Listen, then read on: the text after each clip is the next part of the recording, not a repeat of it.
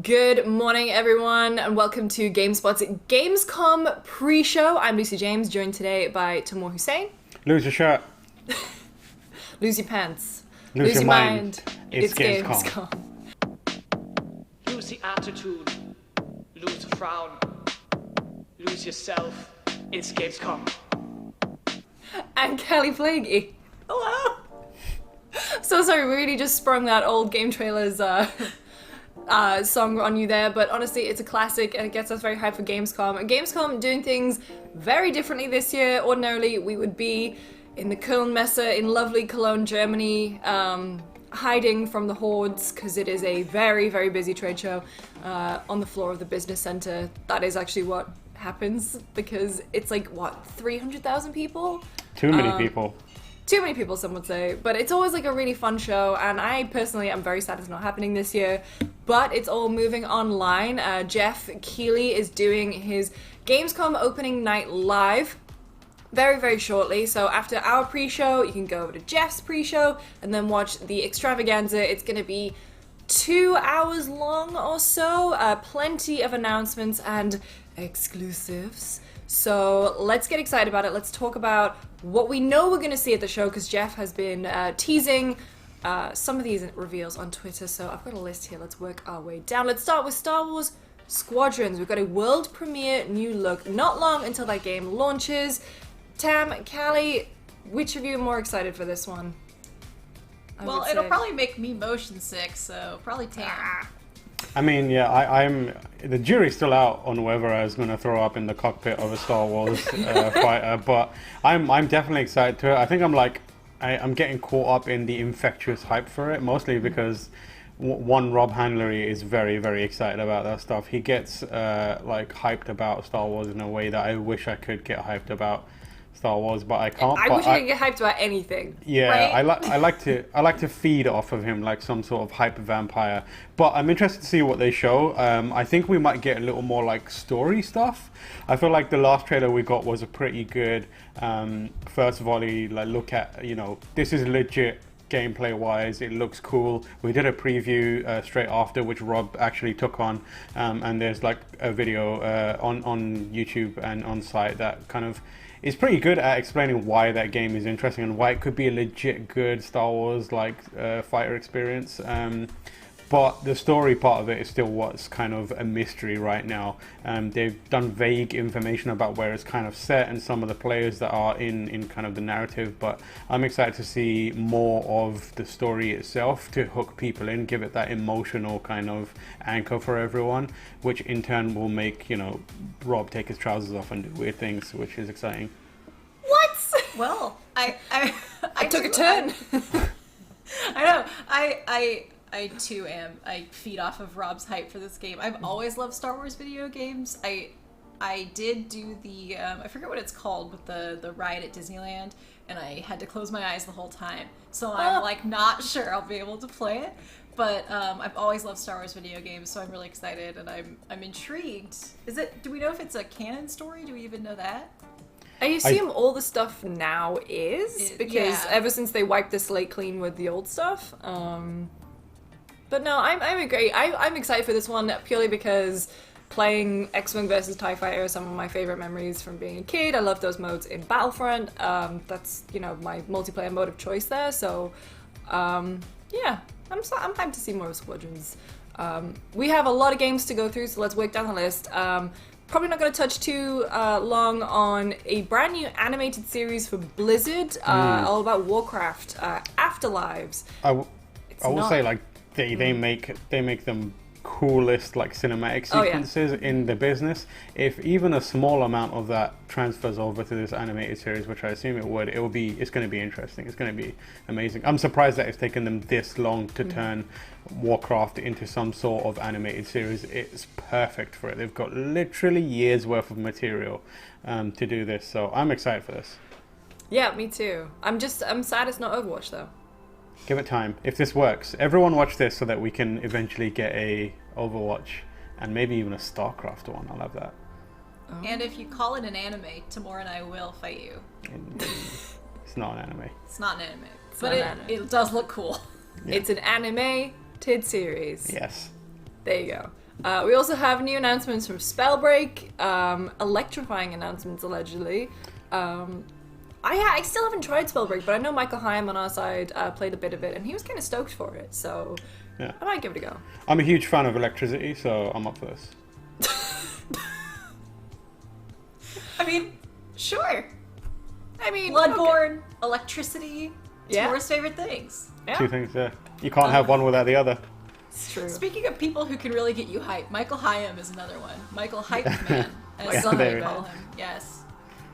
Alright, moving on from Spellbreak to Mafia. So, for a little bit of context, we're actually shooting this on Wednesday, just a little bit ahead of time. And so there have been a bunch of videos and an embargo about Mafia, which has gone live today. I'm really, really hyped for Mafia. I never played the game when it first came out in 2002. Played Mafia 3 for its sins, because that was one buggy as hell game. But Mafia, I'm like, and also because of Michael Hype Man, I am now playing Yakuza and like controlling parts of Tokyo, and I'm just like, okay, but like, what if I did this in a different setting, in a different place? So I'm very excited to do more of that. I'm fully becoming just a crime boy now. I played the original Mafia when it came out on PC, and it was a lot of fun. Also, one of those weird games where if you break the traffic rules, you get in trouble in a quite aggressive way. And coming from Grand Theft Auto, you're like, I don't need to stop for this red light. You do need to stop for the red lights. Stop for the red lights. And I'm really interested to see what they do with the Formula One style mission, which was 100% broken, and it was like close to impossible on PC, and it was so bad that they introduced like an option to skip it later, but I did it pre-skip, so I think that's one of my greatest gaming achievements, completing that absolutely abysmal racing level before it got patched out, because it was basically unplayable. I was gonna say, because wasn't it built for a wheel or something? Steering wheels, yeah, but it was like, I still have flashbacks. It's like PTSD playing that, honestly. Well, we're proud of you. Thank you. I'm one of those people that actually does follow traffic as to the best of my ability in GTA, because you know, I have problems, and so I'm actually really excited. I've never played Mafia, and it's one of those games that I've always wanted to return to, and I always like when a game gets a definitive edition or a remaster, because it's like an opportunity to revisit it without having to go back to those janky moments. So I'm excited to learn more. Yeah, me too. And it was weird because until 3 came along, Mafia was never really on my radar at all. Same. I didn't realize what a big deal it was, but now like I was poring over the footage from Definitive Edition, and I was like, oh yeah, this is it. This is Two is also good. Worth checking out. I'm genuinely excited. I think this year, because it's been such a strange year of everyone staying indoors, I've been finally picking up the franchises that I've kind of passed me by, hence my playing Yakuza right now. But before this becomes a Yakuza fan cast, let's move on. Big reveals from Destiny 2 Beyond Light, which is the next expansion. Callie, I know you're a big Destiny player, or you were a big Destiny player. Is Beyond Light gonna bring you back? I'm very intrigued by it. Because, you know, a big part of Beyond Light is retiring that old content to make room for new content. I mean, Destiny 2 has become massive since its release, and there's, you know, like, I was never a big raider. I mean, I've done the raids, but like, that was never, I love the shooting in Destiny. I like kind of the loop. I find it relaxing, and I really liked Gambit. So there's like specific things I really like, and things that I never really mattered to me, and a lot of those things are being retired. So like the Leviathan raids being retired, actually a lot of the raids are, a lot of exotic quests that I've already completed, thank goodness. So I'm intrigued at like feeling a little bit, oh my god, I was gonna say feeling lighter, but the pun was not intended. Feeling less pressure to complete all of those old quests and raids and doing all of that and being able to start fresh, because I do feel like I've gotten so behind in the month since I kind of lapsed playing Destiny 2. But the thing that intrigues me a lot actually is the new like elemental power stasis. Don't know anything about that. I hope we learn more about that, because I'm kind of curious. Like, we know a lot about what's retiring. about like the setting. We know some of the setting of Beyond Europa, the icy tundra. And that's another thing, is like a lot of locations are getting retired. Yeah. So there's a lot that we know that's going away. I want to learn more about what's coming. So Stasis is one of those, like, I play Hunter, so I want to hear how that works into Hunter abilities. I want to hear what my jump's gonna be. I love my double jump, my triple jump. So yeah, I guess for a Destiny player, you do want to get those like granular details a lot of the time. That's not really like Gamescom's not really the place for granular stuff. That's usually like on Bungie's blog. But I'm expecting some mood setting. Hopefully they don't kill any characters this time. That would be nice. They killed their best character for some reason. I'm still upset. But yeah, it's interesting. It's definitely interesting. Mm-hmm. Tam, I know you played a bunch of Destiny 2 as well. Are you gonna dip back in? Yeah, I think I'm probably going to jump back in. It's been a long time since I got into it. I'm interested to see how they approach like vaulting content, because like Kelly said, that's the main thing that they want to do.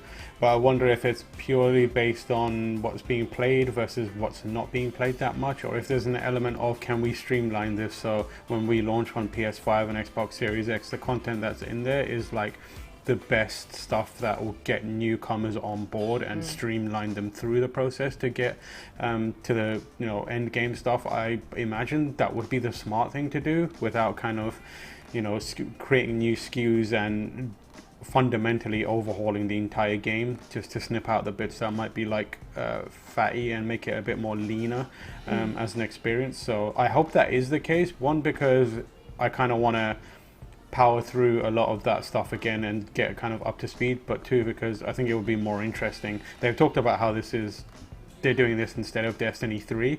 So as part of Destiny 3, they would have, I imagine, created some sort of onboarding process and, bring new players in.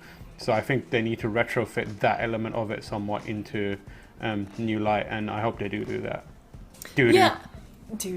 No, I'm the same. Like, I played a bunch of Destiny 2 on launch, and because I lapsed with it, I just feel so out of the loop, and so I feel like this is probably the best time for me to jump back in, and I'm excited to see more of Stasis as well, just a little bit of variety.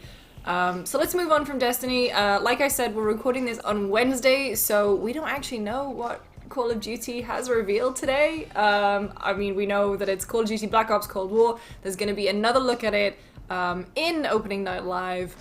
I'm like cautiously optimistic about COD Blops Cow. Sorry, anyone from Activision who's probably hating that acronym already, but Call of Duty Black Ops was like my COD, and this is gonna be, I know this is a direct sequel to COD, to Blops 1, which is just getting me all kinds of excited. Don't know if they're gonna be bringing back like some of the fun, like our favorite characters from that game, but like Woods, or I don't even remember what happened to Mason at the end. Reznov. Victor Reznov. Well, no, because that's the thing, because like, didn't he he maybe died, but maybe it was a figment of your imagination. Yeah, who knows? Who knows? But I am definitely excited to see more from Black Ops Cold War. Guys, I know we'll play COD here. Are you excited for this new one? I think by the time this goes up, there'll be a bunch of content available on hit video game website GameSpot.com around Call of Duty Black Ops Cal. So if you've somehow missed the trailers, go there, and on youtube.com/GameSpot, you'll find the trailers and anything else there, as well as a bunch of articles around the game, what it involves, so you can read up about that stuff. But yeah, I'm excited for it. I'm super excited for it. I hope that a Black Ops cow becomes like a fan creation in the community and becomes a big deal. I'd love to see this cow dressed in like stealth outfits and doing like secret war crimes or whatever they do. That's how Reznov comes back. Like, he's got the beard. Yeah. It's Gary Oldman as a cow. But I'm excited to see what they do with it. The Black Ops series has always been narratively my favorite of the bunch. I think no one's going to be like, holy shit, that's a take, but it's most people, they do at least interesting things while also denying that they're making any political statement, which I'm sure they'll continue to do this year, but we'll see how that goes. Yeah, I mean, I really like the Black Ops series. For some reason, I played a ton of Black Ops 3 multiplayer, and I got really into Warzone. There's just like little things I pick and choose from Black Ops, but I think the storytelling is really interesting. I really wish they would commit. Like Black Ops 3 like almost talked about PTSD and then shied away from it. But it sounds like maybe there will be more story things. The thing about the Cold War, right, is that it's called that because of the lack of actual conflict. So I find that really intriguing. I want to know more about how that actually works. And you know, like I get fatigued on Call of Duty, and then it brings me back. You know that you guys know how that goes. Like you're just kind of like you're like, oh yeah, stay frosty, but then you're kind of like, no, I'm gonna play for several hours tonight, and it's gonna be a time. So there's a lot that I'm really intrigued by, and I also really like Warzone, and I kind of want to see how that factors in. I know, like, we understand that Warzone is part of the announcement, or has been coming at you from the past, but I found, like, I really like slow battle royale, so there's like I said, there's elements from different Black Ops games that, like, I hope make an appearance in Cold War. But the main thing I want to know is how the actual Cold War factors into how the combat works in this game, because just coming at it from a historical perspective is just an interesting title. Like, if you really want to get nitpicky about it, so. Alright, let's move on. Doom Eternal. So The Ancient Gods Part 1, which is a campaign expansion for Doom Eternal, came out this year. This year has felt, well, like it's gone on for an eternal amount of time. I didn't, like, honestly... It is the very definition of Eternal Doom 2020. I genuinely, when I was, like, looking at all the announcements and stuff that have been teased for Opening Night Live, I was like, oh my god, Doom Eternal was this year. So... It was, huh? Oh god.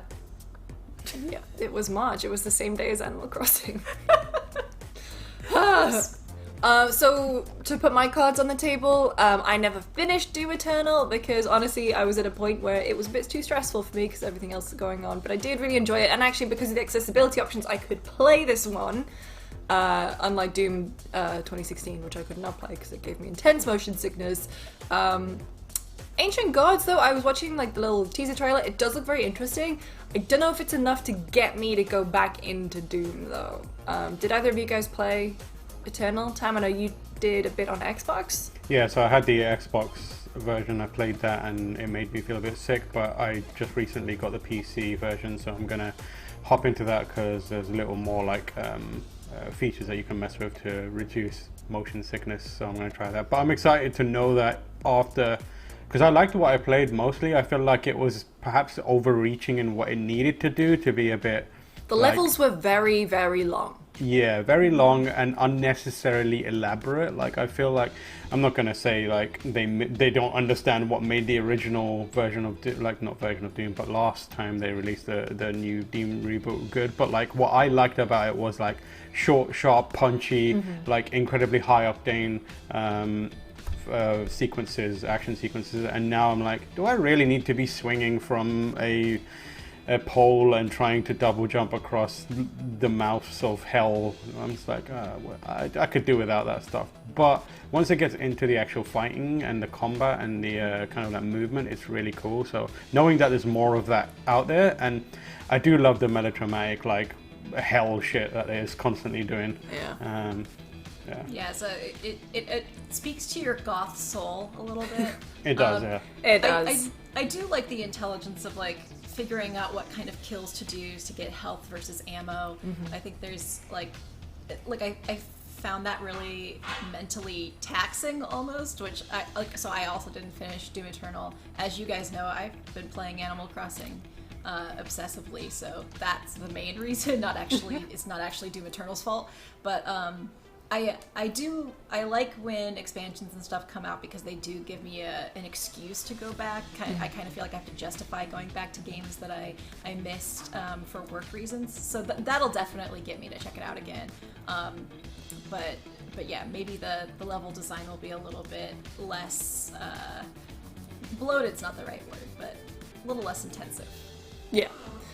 Moving on, we've got the game that has taken quarantine by storm, Fall Guys. So it'll be details about season 2. With season 1 should end, I think, roughly early October. So I'm like, and today they announced that they've had 7 million players. I'm very, very excited. Fall Guys is like, I don't know if Takeshi's Castle was really a thing in America, but like in the UK, it was always on a channel called Dave, late at night. You'd always watch Takeshi's Castle. Dave? Yeah, we have an entire TV channel just called Dave because, I mean, everyone knows a Dave, so that was their slogan for a while. But Takeshi's Castle was like just the comedy of people falling over. It's why I'm subscribed to r/children falling over, because you can't beat it. And so Fall Guys very much captures that for me. I'm very excited to see some new maps. Please, no more team games. No new team games, please. I think if this season they don't introduce private lobbies and do like the thing where you can like create a code and let everyone jump in. Like it's hitting so hard on streams right now. They need to create a way for people watching a stream to be like, oh, I'll jump into this game with this specific streamer. I'll be very surprised if that doesn't happen very soon. Oh yeah, and I think as well, you've seen the momentum they've had with getting other developers to put cosmetics in Fall Guys, that people are jumping at the chance to do it. I wouldn't be surprised if we saw new collabs maybe being announced or teased, but I'm very excited for them. I'm very happy for Mediatonic as well, a small developer based in the UK, and Fall Guys is just taking the world by storm. Fun fact, one of the first games I reviewed for GameSpot as an intern was a Mediatonic game. Really? I cannot tell you what it was called. It was like monsters jumping across platforms or something like that. Some really old one. Oh Well, god. We've all come a long way. You We and have. Mediatonic. Alright, we don't have long left before we go over to the opening night live pre-show. So, well, this is the pre-show. Then we're going to go over to Jeff's pre-show.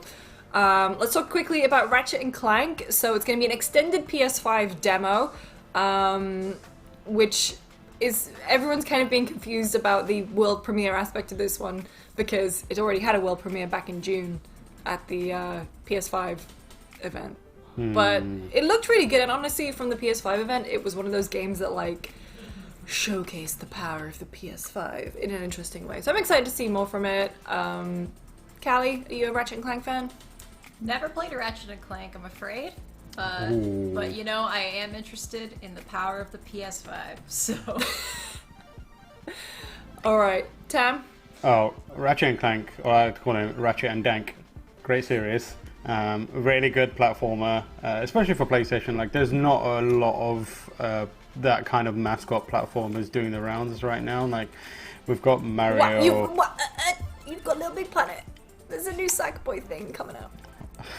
I'm going to be I'm going to phrase this very carefully, but Little Big Planet's platforming is... I am not interested in that one bit. I've done But he's the so last... cute! I'm sick to death of Sackboy, if I'm honest. Like, I could go many years without seeing Sackboy again. I'm excited he's coming back. I think the team behind that game is really, really good. But like, outside of Mario, like Astro Bot is the best platformer in quite some time. But Ratchet and Clank, always really creative, really interesting. I love that they're bringing that game back for the PS5. I think that's going to be the main thing. There's people out there who are genuinely just excited to see Ratchet and Clank back. They've got a new Lombax character. So that's interesting for a lot of people, but I think a lot of people will be poring over the footage to see what they can extrapolate about the PlayStation 5 specifically. But still, those games have amazing weapons. It's Insomniac's, like, it plays to Insomniac's strengths, pre-Spider-Man strengths, with creativity and that kind of stuff. And the instant traveling between very diverse worlds is very exciting. So I'm excited to see some more of that. We've only got 5 or so minutes left, so quickly let's blast through the final few games that we know are going to be on Opening Night Live. So Little Nightmares 2 was announced at Opening Night Live last year, so we've got a world gameplay premiere. Tam, I remember you going to see this at Gamescom. It was really interesting, and like it still is. Like that original game it's like a little rough around the edges, but like it's a fairly small team making it, Tarsier Studios. But like very, very cool game. Like, it's cheap now. If you can find it and check it out, I highly recommend it. It's got that kind of Honey I Shrunk the Kids vibe to it, but also very unsettling and quite scary at times. Gross looking enemies and environments. It's like a short game, but very, very cool. And I'm excited to see what they do with that idea going forward, because that first one was so strong that I imagine a sequel could be really, really cool. We're also getting a look at Medal of Honor Above and Beyond on what's not called Oculus anymore, is it? It's called like No, it's called Facebook. Mark Zuckerberg presents Let Me Have Your Data. Which honestly, like, I completely even forgot about this game. I went back and watched the trailer. Again, probably not one for me. I do skew more COD and Battlefield than Medal of Honor. I mean, especially now. especially now. Yeah. But I am interested to see like how it works in VR and if it, Yeah, you know. I think it's very reliant on like history and telling accurate war stories, if I remember correctly. So it's like Battlefield 1. Yeah, it does have a unique angle to it at the very least, but like You can catch a grenade in midair and throw it back. I was gonna say, it sounds a little bit intense for VR, and Yeah, that's the what I'm realism. afraid of. Yeah, a bit intense. I can't wait for like some parent to be like, oh, I want to learn about the war, like relive the old times and stuff, and just Yeah, be my like, dad. I used to throw this grenade and it just blows up in there. Alright, we've also got new world premiere on Crash Bandicoot 4, It's About Time, a game that I am unashamedly very, very excited about. We've only got a couple minutes left, but we've also got Lego Star Wars, a game that feels like it should have come out like last year to kind of tie in with all the Rise of Skywalker hype, but you know, I'm still very excited because Lego Star Wars games are great. Delightful. Delightful games, but let's end on the game that Callie and I are most excited about. It's gonna be a new Sims 4 game pack. Woo! I mean, we got University already, so that was like a big one for me, but I'm excited to see what they do. I always love an excuse to play The Sims for 8 hours straight. And Put yeah. Jeff Keighley in Sims. Put Jeff Keighley in Sims. As in like a Drew Carey, hey, I'm just coming to this party. But Yeah, like no, you you could make him, like you could Yeah. presumably just put him in your own game if you I want. want to see Jeff Keighley in a recording booth talking Simlish like Katy Perry during Katy her Perry. thing. But like imagine that, like Jeff Keighley like live show pack where you get all the stuff needed to put on your own like live show, like the Game Awards or Wait, so like Animal Gamescom. Talking, but in Yeah, Sims Jeff 4. Keighley, yeah. And then you can Kojima's like there. yeah. And then you can like, it ties into that old game, The Movies. Remember that? You build that. Put yourself in the movies. Put yourself in there, and then you can like invite other Sims on to present awards. So you've got like a Sim shouting "F the Oscars" in Simlish. So you know, a lot of potential there. That very well could be what it is.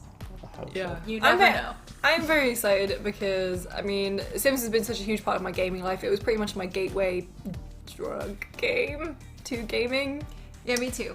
and so I have a lot of issues with The Sims 4. Like Sims 2 for me is still the best one, but I'm very excited to see a new game pack because like the stuff packs recently have not been.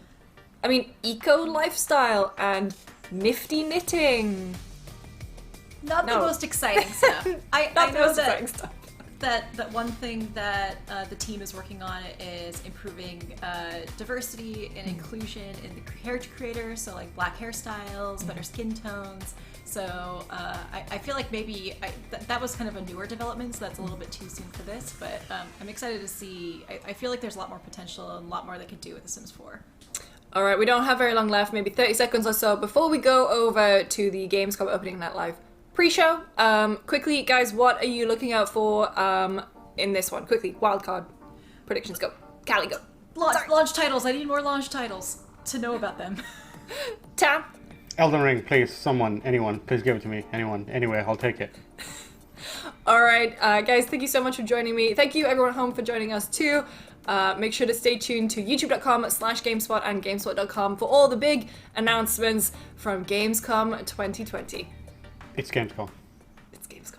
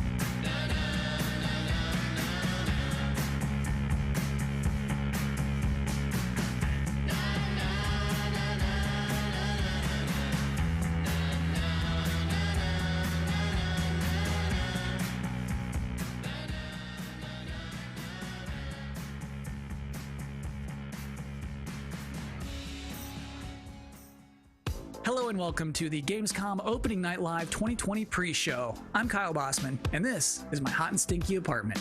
I realize you probably have a lot of questions right now. Like, who is this guy? Not that important. Is this the show? No. Just to be clear, this is the pre-show. This is you and me for the next 20 minutes getting excited about Opening Night Live proper, the big show.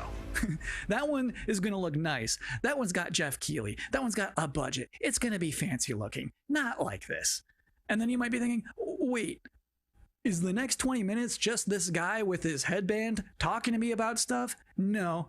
It's going to be some of that, but most of the show is trailers. We have world premiere trailers right here for the pre-show. If anything, my job is just to smile at you and fill time in between trailers. In fact, we should, I think, start off with a trailer. We'll talk about Opening Night Live. It's going to be big and fun and awesome, but I feel like the best way to kick off a pre-show is just to get right into one. Our first world premiere trailer is a game that was just announced earlier this year at an Inside Xbox event from Bandai Namco. This is Scarlet Nexus.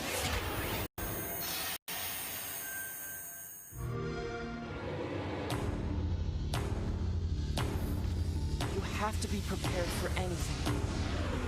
Intruders were just detected.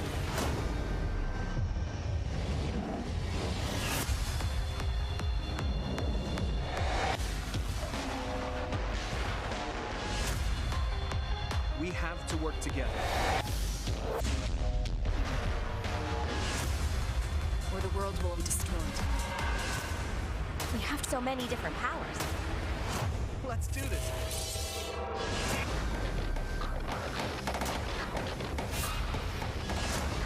You have your ways of doing things, and I have mine.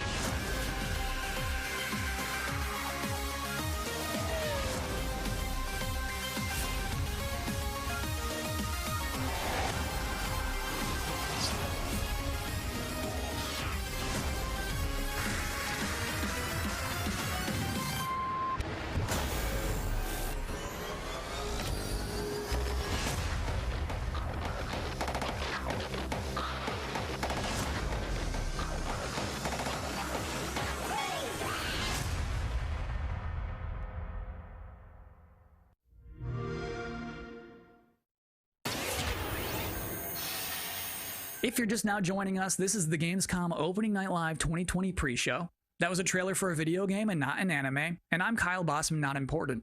For the next 20 minutes, much less than now, we are counting down the minutes until the big show, Opening Night Live, in which you're going to get fresh looks at Fall Guys Season 2, Destiny 2, Call of Duty Black Ops Cold War was just announced yesterday. We're already getting to see more of that tonight.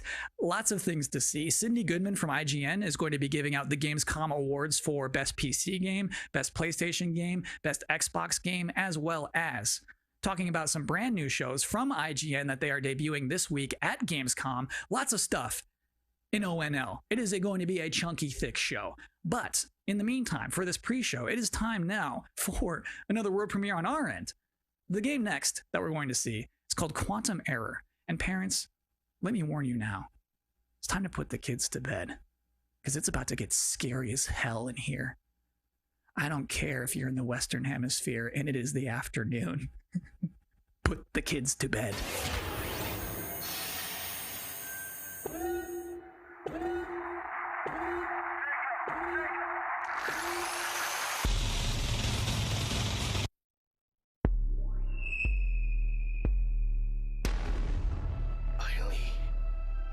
We did it. That artifact you recovered.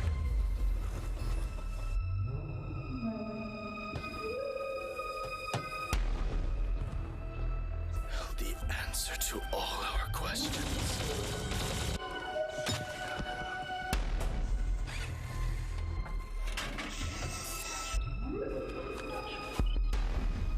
We can control them now.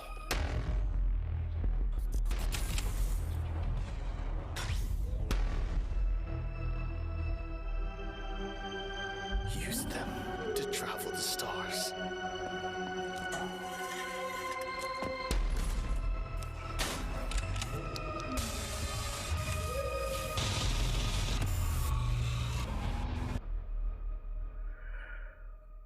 Humanity's reach will be infinite.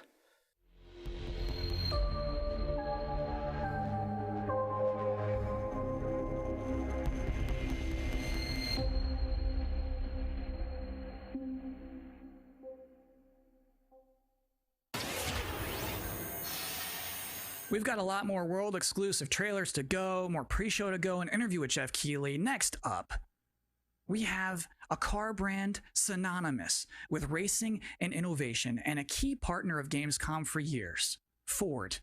They're about to exclusively reveal the first ever car made with gamers for gamers. Check it out. Ford knows racing.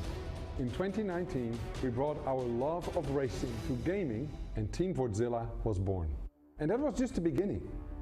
In May, we launched Project P1 to design a car in collaboration with gamers for gaming. This project was a global first, and our designers let their imagination go wild. So on to our first global announcement. Please welcome our first ever Team Fordzilla Project P1 model.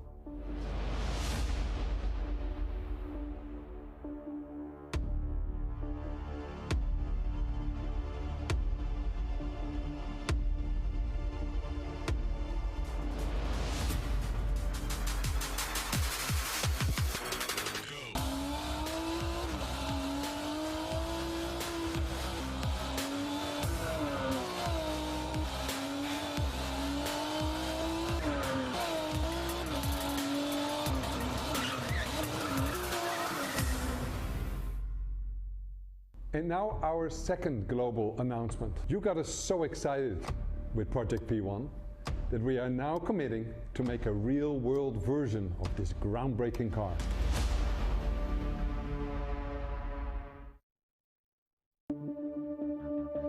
If I didn't have games, I guess I would just be writing a lot more.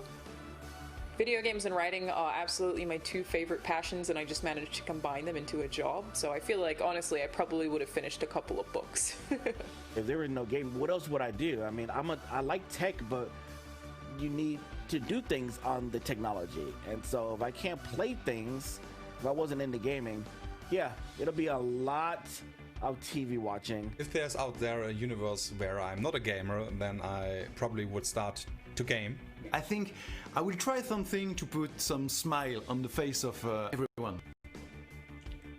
I would watch a lot more movies and read more books and get bored. Welcome back to the Opening Night Live pre-show. This is only the second year of ONL existing, but I think it is safe to say that this year's will be unconventional. So to tell us what to expect from the show this year, please welcome Geoff Keighley. We are now joined by Jeff Keely, host and executive producer of Opening Night Live. How you doing, Jeff? I'm doing great, Kyle. How are you? I'm doing okay. So back in April, Gamescom said we're going digital this year. When did you start thinking about ONL and how that's going to look?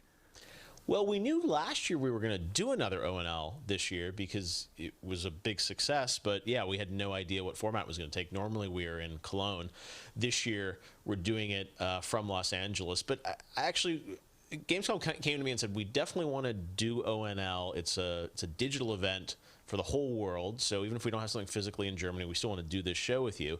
And I said I was doing Summer Game Fest, and maybe we can bring all these things together to create this grand finale for the show. And all summer I was really hoping to do a show that was a little bit bigger than I've been, broadcasting from home here for many months. And I wanted to do something with kind of a set and a little bit of spectacle to it, and bring the whole industry together. And that's what we're going to do. So is it going to be just as long as a regular show? Yeah, we have like 2 hours of stuff to show folks from across the industry. Like the big stuff, the biggest games out there like Call of Duty, and then a lot of really, interesting titles. Of course, we're going to have some amazing next-gen stuff in the show, and Fall Guys Season 2, which has, become a thing over the past couple of weeks. So it's really fun to have like the big and the small and the surprises and next-gen all blended together. But yeah, it's a full-blown show, 2 hours. Is it going to be just back-to-back trailers, or are you going to do some interviews and demos? you will definitely see trailers. You will see some extended gameplay demos of some titles as well. There will be a few interviews with a couple of developers. We've got some special guests. And one thing I will say kind of right out of the gate is that this is not sort of wall-to-wall shock and awe announcements of new games similar to last year at Gamescom. We have some really big updates on games that fans are excited about and meaningful, but the kind of big surprise announcements, we have a few things in the show, and we have lots of great things planned for the Game Awards. But similar to last year, this is really a showcase of like big holiday games coming next year that you know about. So I would tell people to set their expectations to be really meaningful updates on existing games versus blowing you away with surprise shock announcements. Great. Jeff, I'm personally looking forward to the show. Well, me too. It's been really fun to build this, but even working with our team, it's been challenging to do things safely in the era of COVID, and it's meant a lot to me that Gamescom has said we still want to do this show, and I think for all of us in the industry, we want that big showcase. So I'm just really excited to honestly leave home, do have a set, and you'll see we've got screens and lights, and it's. If we do it right, we're going to hopefully create that magic moment that we haven't felt this summer, right? And a lot of the events this summer have been pre-taped, and they've been great and lots of cool game info, but I really wanted to do something live with a lot of energy to it. So if we do things right, that's what people are about to see. Very cool. Good luck with everything. Thanks, Kyle. Thanks for hosting the pre-show. I'm doing my best. So just so we're all on the same page about what just happened, that was basically an interview with my boss using questions that I mostly already know the answers to. So considering all that, I think that went pretty well. Next up, we do have another world premiere trailer, baby. Vroom vroom honk honk for Dirt 5.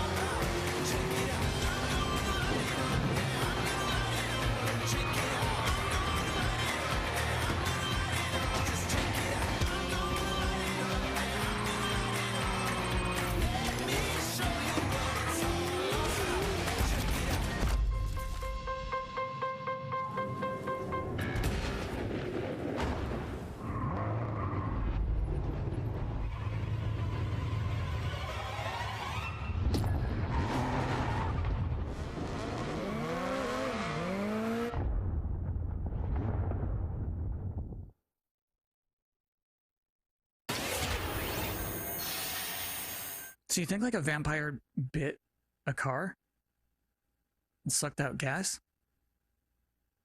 To be continued. It is now time for the part of the pre-show that I've been reading your live comments. I see them right now. Everybody's blowing up, demanding Kyle's 10 reasons to be excited for opening night live. Well, let's kick it off. Reason number 10 to be excited for opening night live 2020, feeling excited for next gen again. Number 9, Jeff Keighley wardrobe reveal. Number 8 reason to be excited for opening night live 2020, Destiny trailers usually pretty good. Number 7, it will mean this pre-show is finally over. Number 6, Call of Duty Black Ops Cold War. Number 5 reason to be excited for ONL 2020, Shadow Drops. Number 4, Fall Guys Season 2. Number 3 reason to be excited for ONL 2020, actual gameplay from a mysterious PlayStation 5 exclusive. Ooh. Number 2, everything else in my life sucks right now. And the number 1 reason to be excited for opening night live 2020, Jeff Keighley said it's gonna be good. we have one final world premiere trailer to show off, and this trailer is an announcement of a Switch version of a popular game from 2018 that can only be described as Dinosaursy. Enjoy.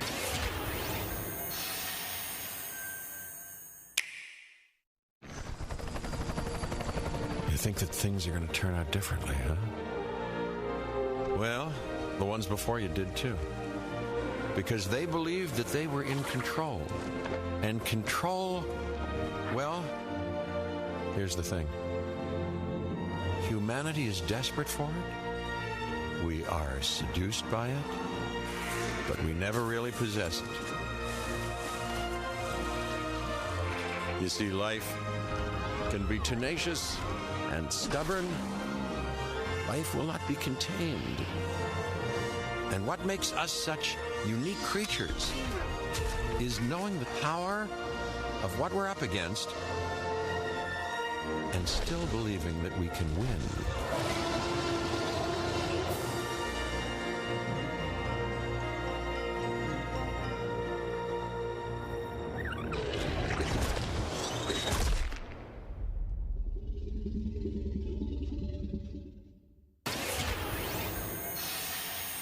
That's it. That's all we have for you in this very pre-show. Please be excited for the actual opening night live, in which you'll see some Destiny 2, you'll see Fall Guys Season 2, you'll see Black Ops Cold War, that mysterious PlayStation 5 demo, some things we've probably never heard of before. I think it's going to be a very good show. I'm personally excited about it. Me! I should thank you, actually, for putting up with my nonsense for the last 20 minutes. It is appreciated, but seriously, enjoy the show.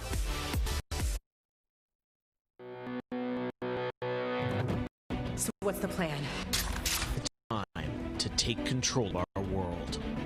When we feel out of place, disconnected, and divided, there are always repercussions. Do we have what it takes? All right, I'm going in. To be heroes? What we're doing here could change things forever. Tonight, we bring the world together. You're with us now. We celebrate who we are. This is humanity's chance to repent. And what we are. I'm with you every step of the way. The future of gaming. Welcome to Gamescom, opening night live.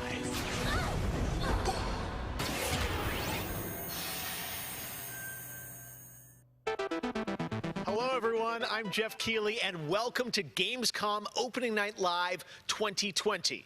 Now this year, Gamescom is of course a little different than normal, and I hope all of you and your families are safe and healthy at home. In 2020, games have comforted and connected us more than ever. And with the launch of PlayStation 5 and Xbox Series X later this year, games are only going to get better. Well, all summer, I was hopeful we could get to this very moment, a big live showcase filled with more than 35 games to kick off Gamescom 2020. Tonight, you'll get a first look at Fall Guys Season 2 and an extended gameplay demo of Ratchet and Clank Rift Apart for PlayStation 5. Plus, we might have a couple surprises along the way, too. But before we start, I want to acknowledge and thank all the game developers, marketers, and publishers who have worked under challenging circumstances to keep us entertained. This show is nothing without them or my production team, and doing a show at this scale safely is not easy, especially when all of you at home have some pretty insane expectations. I hope tonight reminds you why you love to play games. And with that, we're going to move on to our first game, with a game that was just announced yesterday, Call of Duty Black Ops Cold War. And joining me is Dan Vondrack from Raven to tell us about the game and give you an exclusive sneak peek. Dan, how you doing? Good, Jeff. Thanks for having me here. This has been a dream project for us to work on from nearly the beginning of development. We knew Black Ops Cold War was going to be a direct sequel to Black Ops 1, and we loved the idea of returning to the pillars that built the Black Ops franchise: deniable operations, conspiracy grounded in history, and that shadowy world of paranoia. And we get to mix all those together, drop the player into the 1980s at the height of the Cold War, and it's really something that we know would feel relevant to today and also uniquely Black Ops. Well, you start playing with Black Ops, everyone wants to know characters. We saw yesterday in the reveal trailers, some familiar faces. So, Woods, Mason, break it down. How does this fit into the Black Ops canon? You said it's a direct sequel, so are we going to see a lot of familiar faces? Yeah, part of the fun in making this game was bringing back the iconic characters like Woods and Hudson and Mason and seeing how all those personalities mix with some of the new characters. So the campaign takes place in 1981, and we love that we've been able to have so many connections to the original Black Ops and really be that direct sequel to the game. Now, one thing that I'm really excited about this is you're pushing the storytelling in kind of a new direction with some branches and some options about how you play through the campaign. Can you maybe walk us through your thinking there? Yeah, one of the driving forces from early in development was to say, let's take this Black Ops thrill ride and infuse it with some player choice and some player freedom. Anything we can do to give the player a little more ownership over their experience. So that starts with allowing the player to create their own character for the Cold War campaign. They can name them and pick a military background and really pretend they are that Black Ops soldier that they want to be.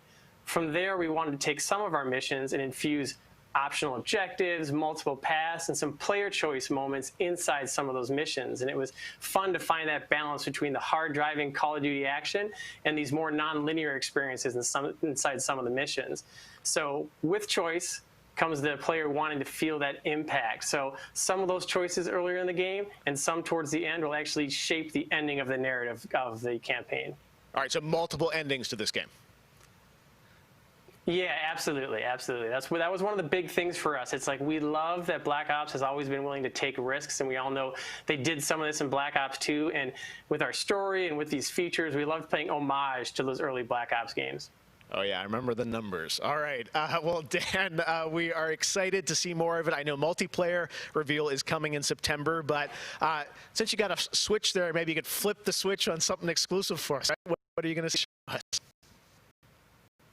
Yeah, absolutely. This is really exciting because this will be the first time we've done this outside the walls of the development studio. This is a scene from earlier in the game, and it's a critical point that really shows the narrative of the world, shows this threat that our heroes are going to be battling. So let's take a look.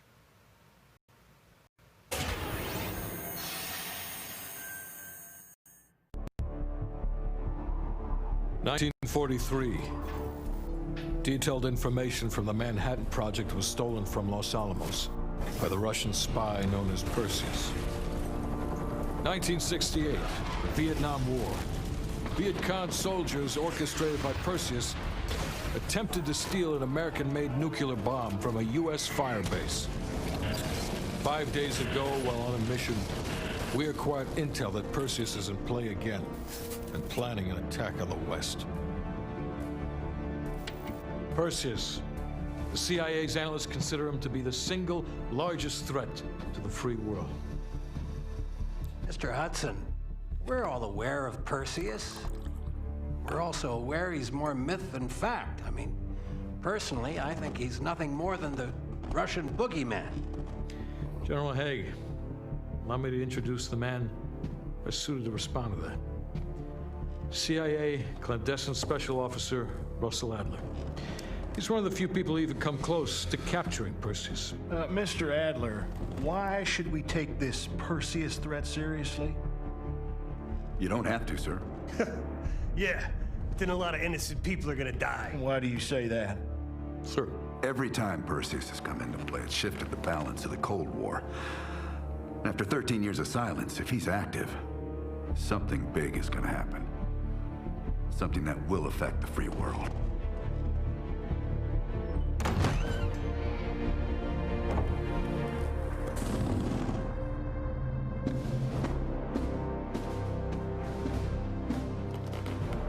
Mr. President. Sir. Mr. President. Mr. President, this is Jason Hudson and Russell Adler. I know their names. Who do you think approved their last mission? Is the threat real? Yes, sir, we believe it is. Can you stop Perseus? We can, sir. I've already submitted the requisition for my team. Sir, their requests are highly irregular, most likely illegal. If the press gets a hold... What the hell are you talking about? Do you know who we are? Every mission we go on is illegal. Sergeant Woods, plausible deniability is the backbone of our work. Al, we're talking about preventing an attack on the free men and women of the world. Give Mr. Adler whatever he wants. Gentlemen, you've been given an important task, protecting our very way of life from a great evil. There is no higher duty. There is no higher honor. And while few people will know of your struggles, rest assured, the entire free world will benefit. I know you won't fail us.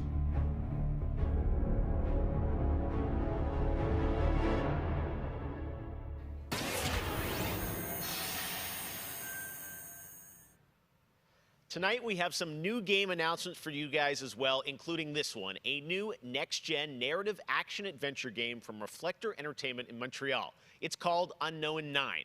The game tells the story of Haruna, a woman raised on the streets of India and haunted by visions of her own death. Haruna struggles to understand her mysterious innate abilities to manipulate the unseen. Check out this first look.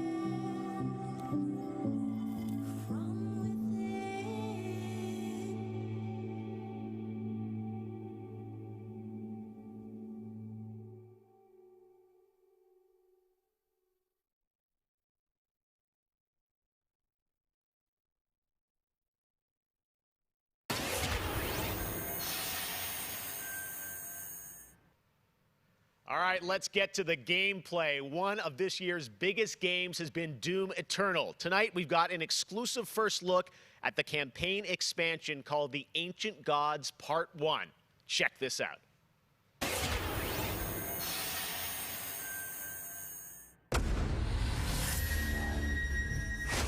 have been allies for some time now.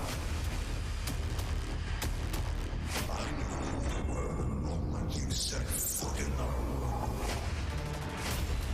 Your gifts are owed to us now.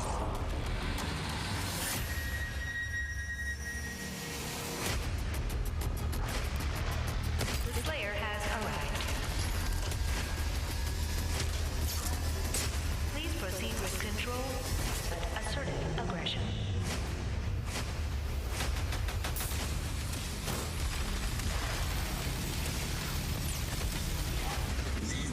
Resurrect the only ones who can save this world.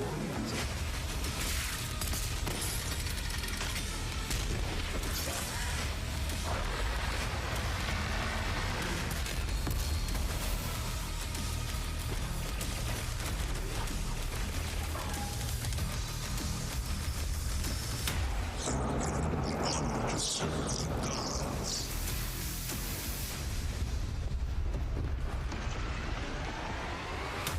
Yet again.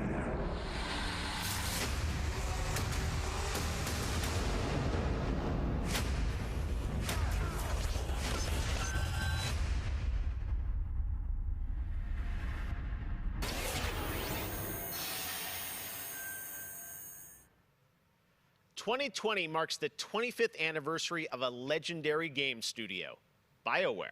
Tonight, Casey Hudson and the team wanted to give everyone around the world a little taste of what's next. Casey, over to you.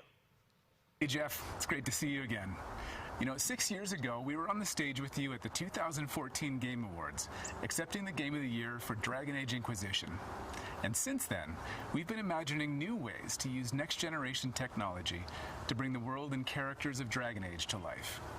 We're still in early production, but we thought it was time to give you the very first look at how BioWare's passionate team of developers are crafting this very special game.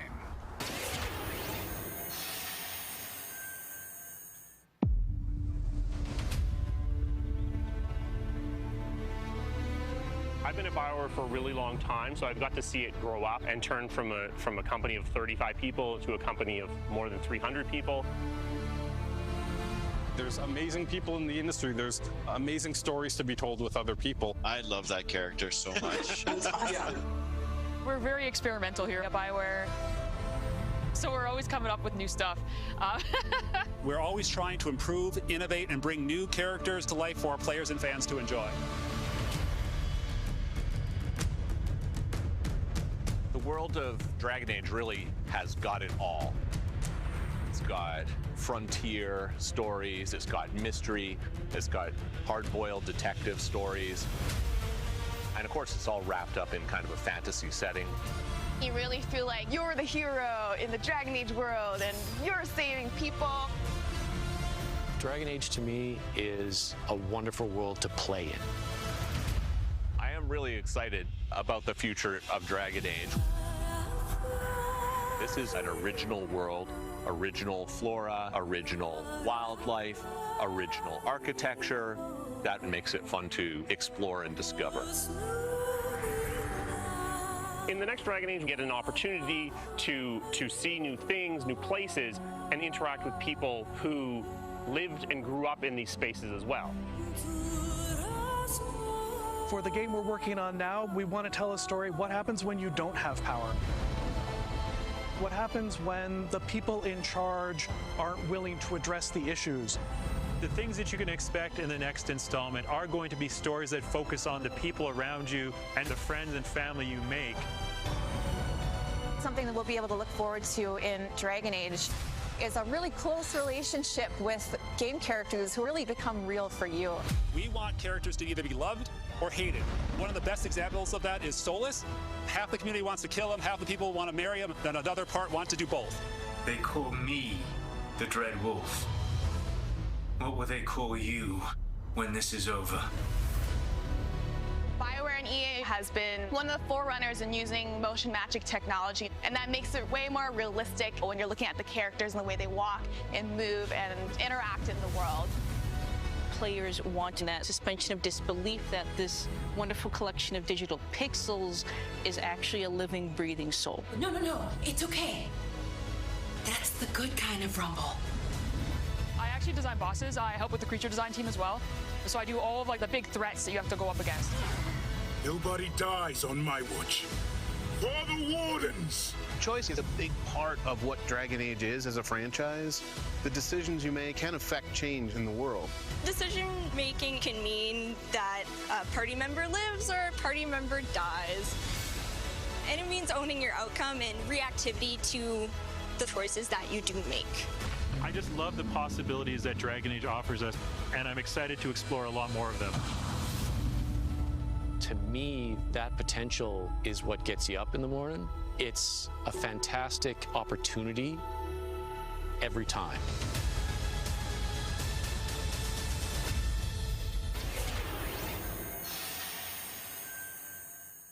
Next up, it's time for something special.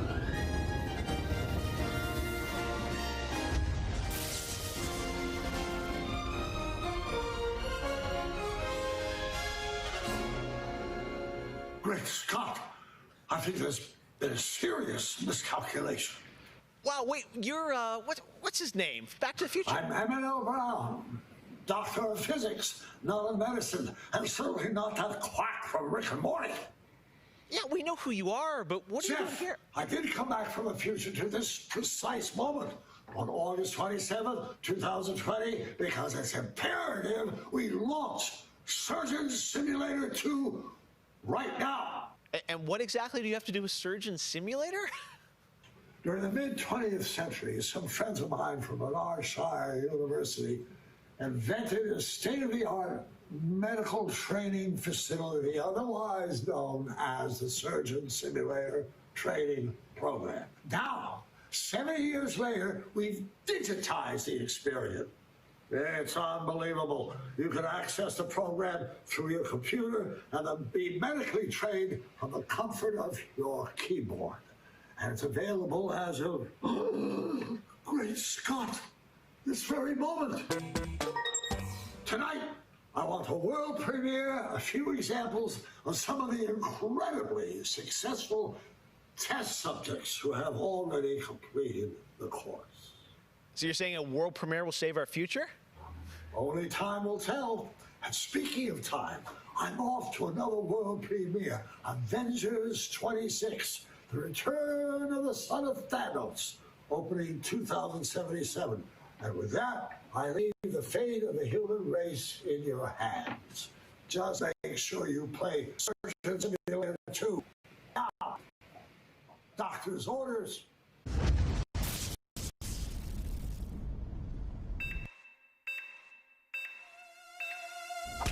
Put the arm bats on his head! No! Let me give him a little pat on the head. Where does this part go? Wait, there, we got it. He looks good as new. Now grab the good arm and bring it in here. We're dying. He's dying. Oh, Oh, no! That's not right! My finger slipped! He gets the right. Jesus Christ! We're back!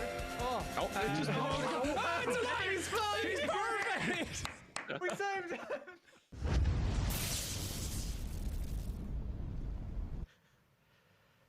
Doc Brown introducing Jacksepticeye playing Surgeon Simulator, only on opening night live. All right, well, if you thought that crossover was kind of crazy, wait until you get a load of this next game announcement that I don't think anyone probably saw coming. Check this out.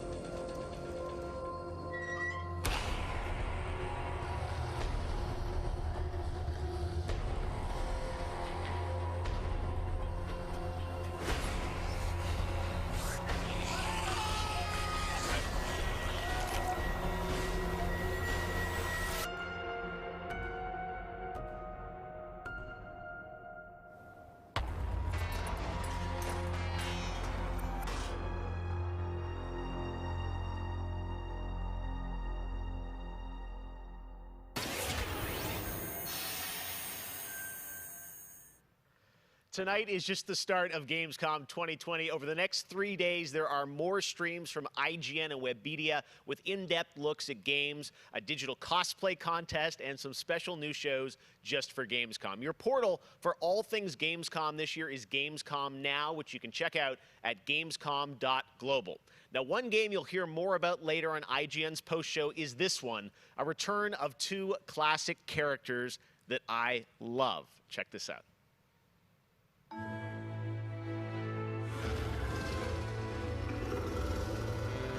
In a world gone strange,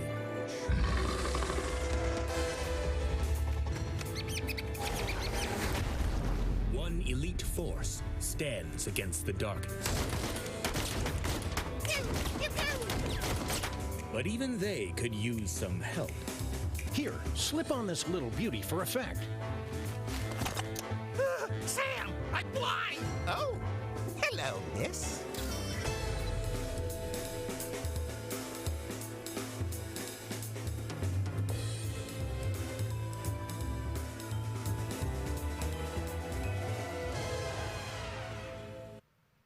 return of Sam and Max. Yes. All right. And now it's time to say hello to my wonderful co-host for ONL from IGN. Please say hello to Sydney Goodman.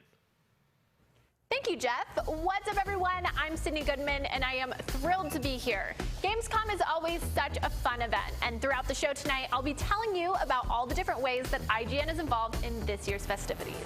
But first, I have an award to announce. The winner of Best Nintendo Switch Game is Little Nightmares 2. Huge congratulations. Like I said, IGN is going to be here for all of Gamescom with great shows such as the Gamescom Studio, where you can find me and my co-hosts for all day long games content, interviews, dev talks, and more. Plus, we have Gamescom Awesome Indies, the show with and for indie developers. That premieres Saturday, August 29th at 7 p.m. Central European Time, so be sure to tune in for more announcements and special guests. And now, let's go back to Jeff for our next big world premiere. Awesome. Thank you so much, Sid. We are so excited to see what's in the Gamescom studio and also Awesome Indies, and I'm going to be on the Daily Show tomorrow, so looking forward to that. All right, well, on to our next game. In the next World of Warcraft expansion, players will journey beyond the mortal world of Azeroth to a place where no living soul has set foot before, the Shadowlands, the afterlife of an entire Warcraft universe. The infinite realms of the Shadowlands are watched over by different factions, known as covenants, each holding dominion over a different aspect of the afterlife. And depending on how someone lived their mortal life, they may end up as part of one of these covenants when they cross over into the Shadowlands. Today, we're excited to give you a closer look at the noble and pure Kyrian Covenant from the realm of Bastion, who are charged with carrying the souls of the dead into the beyond. So sit back and get ready for the world premiere of Bastion, the first in Blizzard Entertainment's new 4-part series of animated shorts called Afterlives. Enjoy.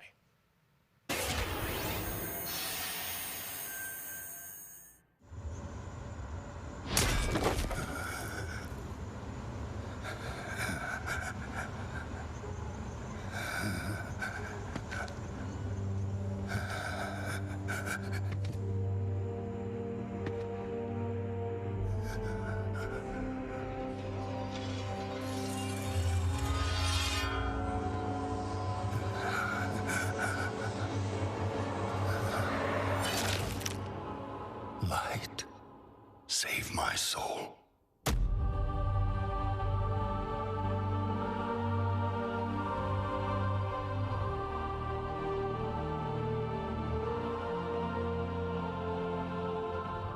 Uther.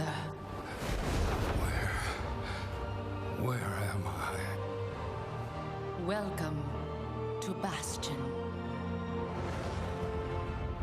You led a truly selfless life, and for that, you have been chosen. Chosen? To shed your mortal burdens and join the ranks of the Ascended, serving to ferry the souls of the dead unto the Shadowlands. I serve the light, and my work is not done. There is an evil that must be... There is no evil here. The darkness was sealed within the Maw long ago. You're wrong. He destroyed my home, murdered my people and my king. He must be punished. You are an aspirant now. You must accept your new purpose and purge yourself of this desire for vengeance. What I desire is justice. Devos, why are you training this soul? It is beneath your station as a paragon. He cannot let go. He continues to demand retribution for his death. And this concerns you? Many souls take eons to ascend. Yes, but this one seems broken, Thenios. Unlike any soul I have seen. I have begun to wonder whether he was deemed worthy of Bastion. By mistake. Be careful, Devos. I would not let the Archon hear such a thought. In time, he will forget. Trust our ways. Trust the path.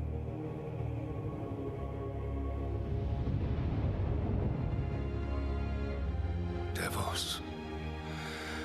How long must we train? Until you are ready to ascend. And what is keeping me from ascension?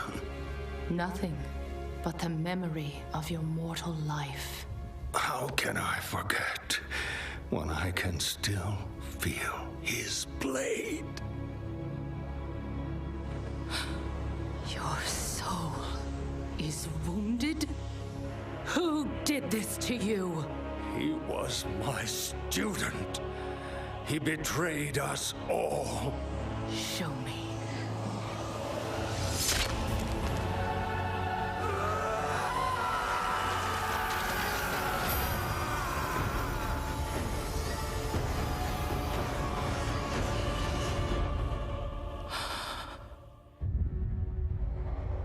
The runes on his blade were unmistakable. This dark agent runs free on a mortal world with the power of the Maw itself in hand. Our realm is imperiled. Impossible. The Maw is inescapable. You must return to the path. If he had purged his life, we never would have known of this calamity. The path is flawed. Enough! The order of the Shadowlands depends on the execution of our eternal charge. You will abandon this course. As you command, my Archon.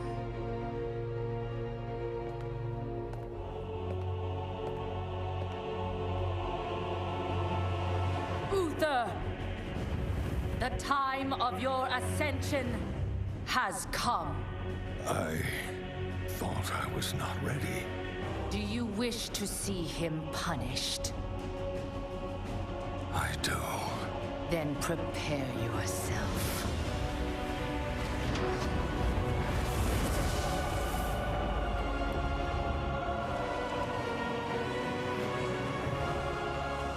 The moment he falls, we will claim him.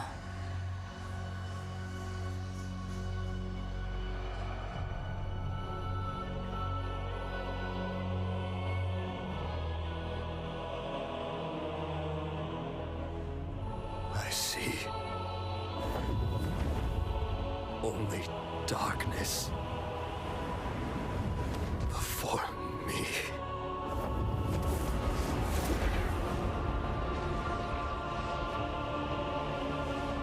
Now, cast him into the maw. Return him to the darkness he served. His eternal suffering awaits. He was my student.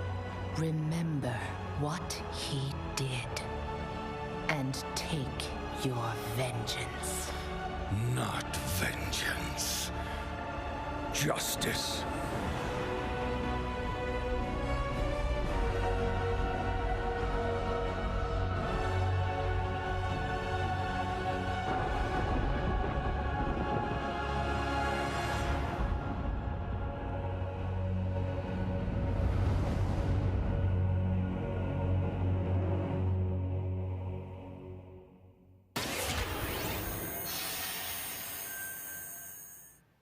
All right, hope you guys enjoyed that exclusive look at Bastion. Now, we know many of you can't wait to experience Shadowlands, and our friends at Blizzard want you to know the wait is almost over.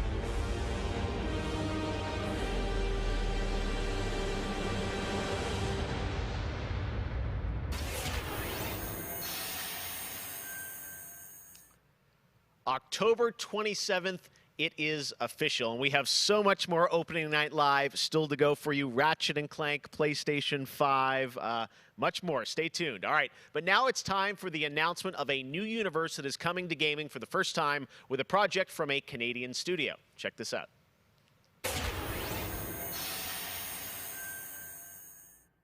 They have returned. They corrupted, divided, conquered, until finally, the gates of the celestial realm were thrown open. Our last remaining hope, the storm-cast Eternals, vengeance made manifest.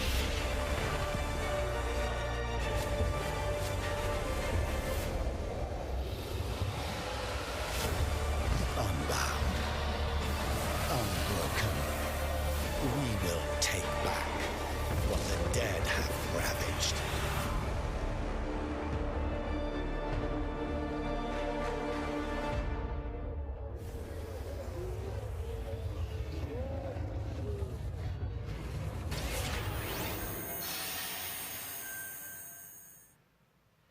Now, you guys may remember back in June, I had some masked fun with my buddy Crash Bandicoot announcing Crash 4 It's About Time. And with the game coming in October, Crash, of course, had to come back for opening night live. So let's bring him out, everybody. Crash Bandicoot.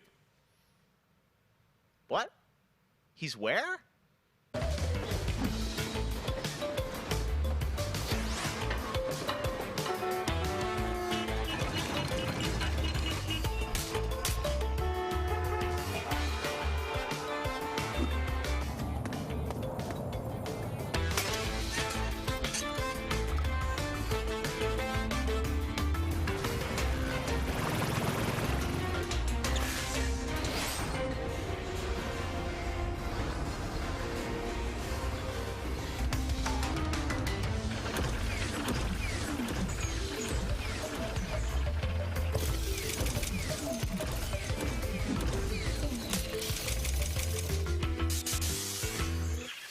Poor Crash apparently didn't get the memo about Gamescom. But to tell us more about what we just saw, I'm joined by Lou Studdert from Toys for Bob.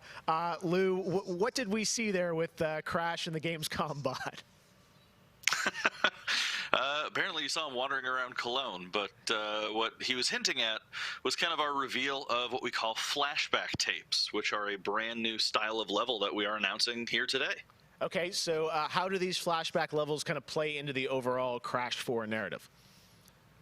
Yeah, so the way that the flashback tape levels work is that they are kind of a peek back in time to the 90s when Neo Cortex was actually testing on Crash and Coco before the events of Crash Bandicoot 1. And they're kind of these devious puzzle rooms that we've made, and they're really hard, and they're really awesome, and they're super creative, and we can't wait to get people's hands on them. Yeah, no, I got to play a demo of this a few weeks ago, and that was a challenge, so I can't imagine how nefarious these are. How are they going to be sort of integrated into the game? Are they optional, like offshoot stuff, or how do you get to them?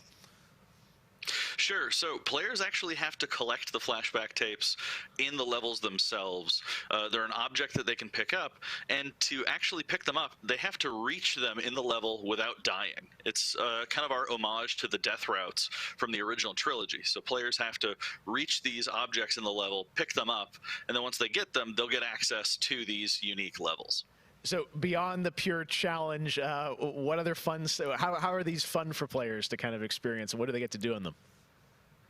Sure. So one of the things that we did was we actually used these as, like I said, puzzle rooms, really kind of fun, nefarious, devious ways for Crash to really express that pure platforming kind of aspect of gameplay that we know and love about the franchise. But then narratively for us, it was really cool to layer in kind of a unique perspective to the franchise. This is the moment when Cortex is really excited about the prospect of Crash being on his team, because Crash was originally created by Cortex, and so this is a weird point in time that's never really been explored in the games before. Awesome. All right, well, Crash 4, It's About Time looks phenomenal, Lou. We cannot wait to check it out in October. Thanks for joining us. Yeah, thanks for having me. Awesome. All right, well, we will be right back after this for more Gamescom Opening Night Live.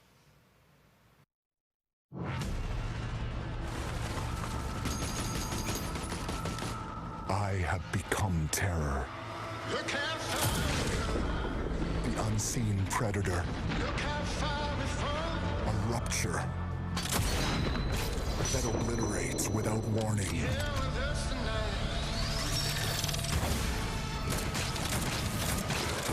Alone, the hordes of Enoch will fall before me. But together, this entire planet will fear us. The anomaly alters us, each in our own ways, yet we are drawn down the same road, into the dark heart of creation. 'Cause I feel the way you feel. Yeah, I kill the way you kill. We will find the source, whatever it holds, whatever it takes.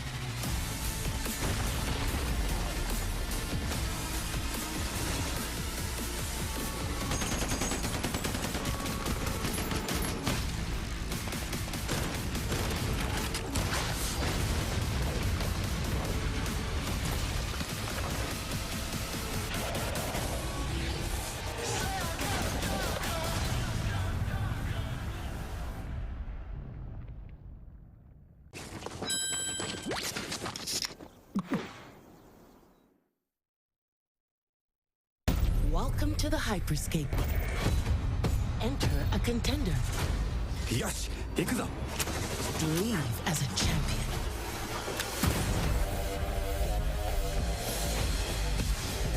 This is it.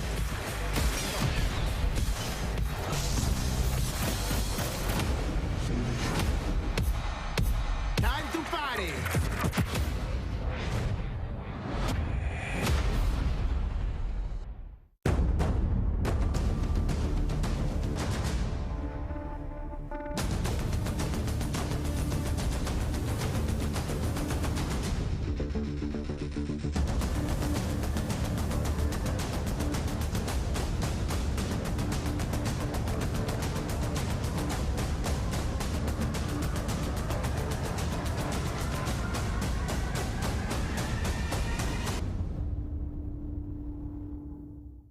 Welcome to Necromunda. I can see you're new here.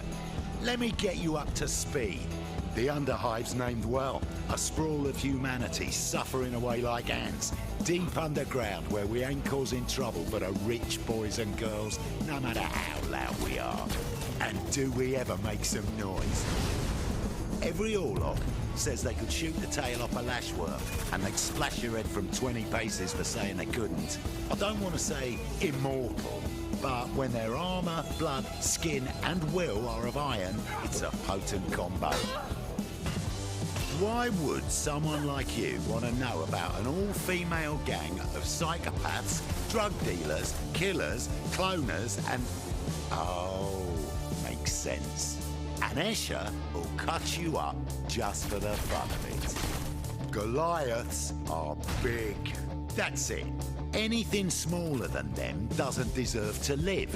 And they're just as happy filling you with lead as they are smashing you to pieces with a power maul. Now, mixing that whole pot together in a place like this, you can imagine what happens.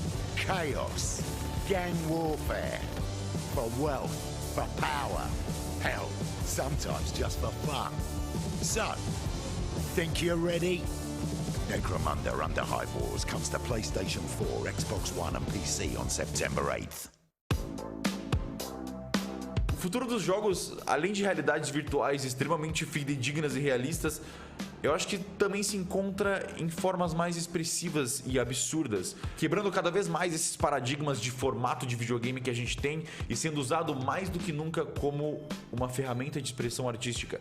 I envision the future of gaming to be quite bright and quite online. The next generation of console will clearly allow AAA and indie developers to build more creative-driven games that I hope will cover more diverse subjects. I want to play all kinds of stories about people and places, both real and imagined. I want comedy games, I want autobiographical games. I really want to see what people can do with the medium. Pro futuro dos games, eu vejo uma evolução, obviamente, gráfica, mas eu vejo ainda mais evolução na inteligência artificial e na maneira com a qual a gente interage com os games, tudo em busca de experiências mais imersivas.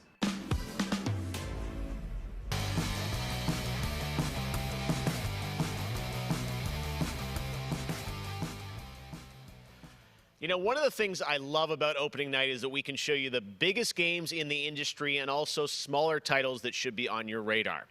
So pay attention to this next game. It comes from a team of 2 in Sweden, Tuxedo Labs. Over the past 3 years, developer Dennis Gustafsson has built his own game engine to realize his vision for a fully destructible game world. What he's building has absolutely blown me away, so I asked Dennis to prepare a special trailer just for tonight. I hope you're equally inspired by the ideas in this next game. Definitely one to watch. Teardown.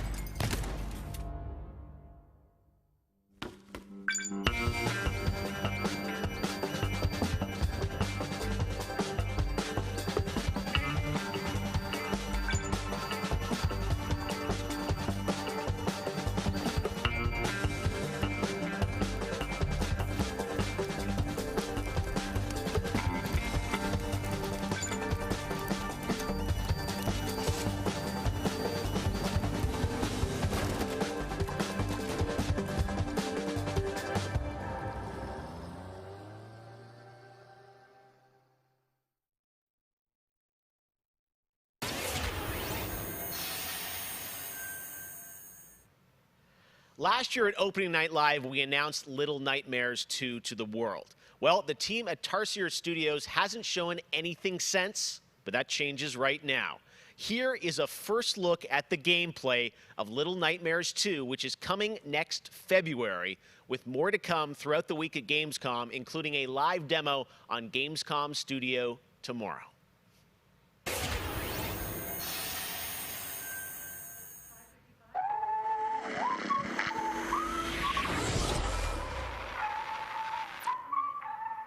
Nice. All right, thank you.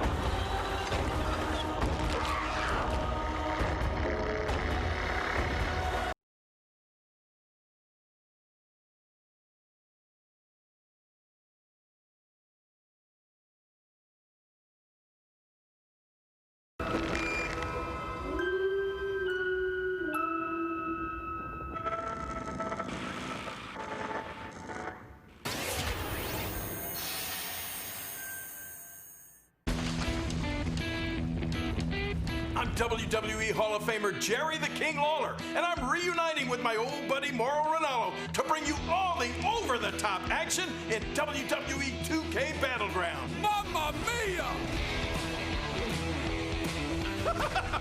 This is great! This arcade-style video game is over-the-top outrageous, with over 70 WWE superstars and legends brawling it out like never before! Oh no! Hold on to your toupee, Mauro! Look out below! WWE is L-I-T! You know, I'm a little more old school than Mauro, so I can't wait to see these WWE legends teach these kids a thing or two. And you know what? Here's a closer look at the insane action. It's a great evening for WWE action. Oh, wow! Take that, Mauro! Man, it's so good to see the Bella Twins at their best. And now, let's keep this party rolling with another matchup. Oh, look out, Mauro! The Undertaker has risen, and Finn Balor is about to be taken for his last ride. Mamma mia, what a move! Finish him! Oh, no! He just hit the snooze button! How do you lose like that? What's the matter with you legends? This is just an example of the pandemonium that you're gonna experience when you head to the battlegrounds. Whew, that's a big toy hammer! Oh, I can't believe my eyes! Seth Rollins delivers the stomp! What a night! What a night! This is the greatest thing I've ever seen! Pre-order WWE 2K Battlegrounds today and brawl without limits. Mamma mia! Oh, sorry, Mauro, I know that's your line. Hello again. I have even more awards to announce, so let's get right down to it. The winner of Best Action Adventure Game is Watch Dogs Legion. The city needs a resistance. And it starts with you. What do you say?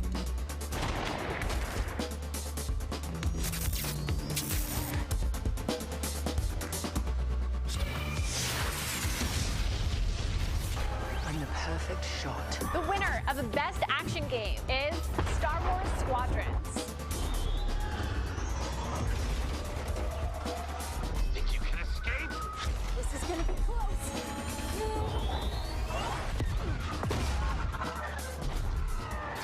The winner of Best Multiplayer Game is Operation Tango. Operation Tango. It takes two to save the world.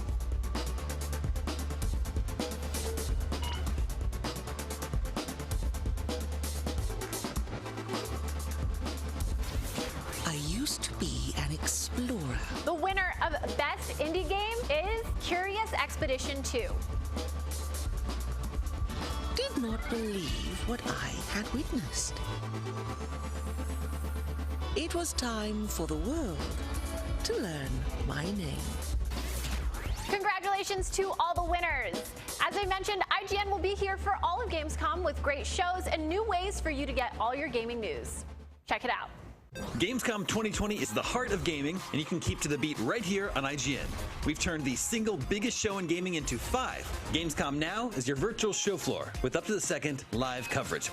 Gamescom Daily Show, Gamescom's first ever late-night talk show, our Gamescom Awesome Indie Show, the freshest deep cuts in indie gaming, and finally, the Gamescom Best of Show, including the Gamescom Award. Gamescom 2020 is available on IGN and wherever you stream Gamescom Now. And now it is time to talk about that Best Action Game winner, Star Wars Squadrons. This is a new immersive space combat game from Motive Studios that delivers the ultimate Star Wars pilot fantasy. We've missed those. In Squadrons, you'll suit up and fly for both the New Republic and the Galactic Empire across intense 5v5 multiplayer battles, as well as an all-new, authentic single-player story set after the events of Star Wars Episode 6, Return of the Jedi. Today, we'll get a glimpse at what Squadron's story has to offer by taking a brief look at one of the single-player missions featuring some light narration by the Motive team. Let's check it out.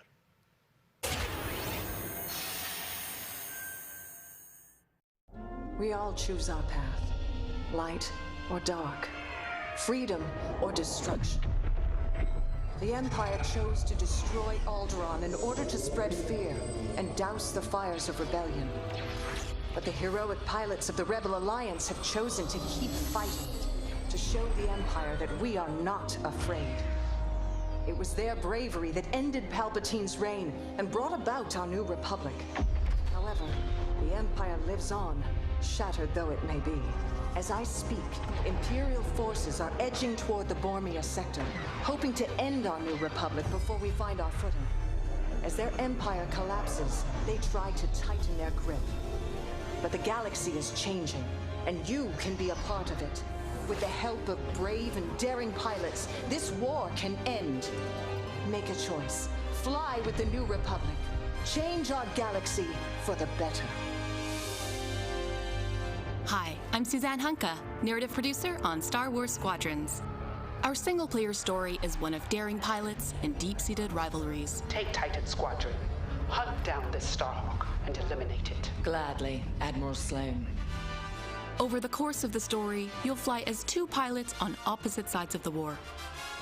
And, like all modes in Star Wars Squadrons, you'll have the option to experience every mission fully immersed in VR. Wedge Antilles, Rogue Squadron. I hear you're the reason I was able to finally get a comm through. Today, we're giving you a glimpse of an early Imperial mission behind enemy lines. One of our spies, Agent Thorne, has discovered vital intelligence on Project Starhawk. Your mission is to extract her from an orbital outpost above Hosnian Prime. Behind enemy lines, you'll have to eliminate perimeter defenses. The outpost is defenseless. When you've secured the area, you will escort the Gladius to the outpost, and our extraction team will acquire Agent Thorne. Once Thorne is secure, reach your Gozanti cruisers and return to the Overseer. Cover our escape and escort us to the jump point. We have Republic corvettes inbound. Move, Titan! Ladies, change course and keep Agent Thorne safe. Titan 3, take out those fighters. Understood. I'll handle it. You have my thanks, Titan Squadron. No time to celebrate. Move on. Go, go, go! Each mission will immerse you into the escalating conflict between the New Republic and a shattered empire. Debrief with your squad mates between missions. You're our new wingmate. Customize and master all 8 starfighters and join the galaxy's finest. I need you focused and ready to go. From bombing runs at the Nadiri dockyards to setting a trap in the Xavian abyss, the story of these rival squadrons will push the war to the brink and define the galaxy for years to come. I look forward to seeing you in combat October 2nd.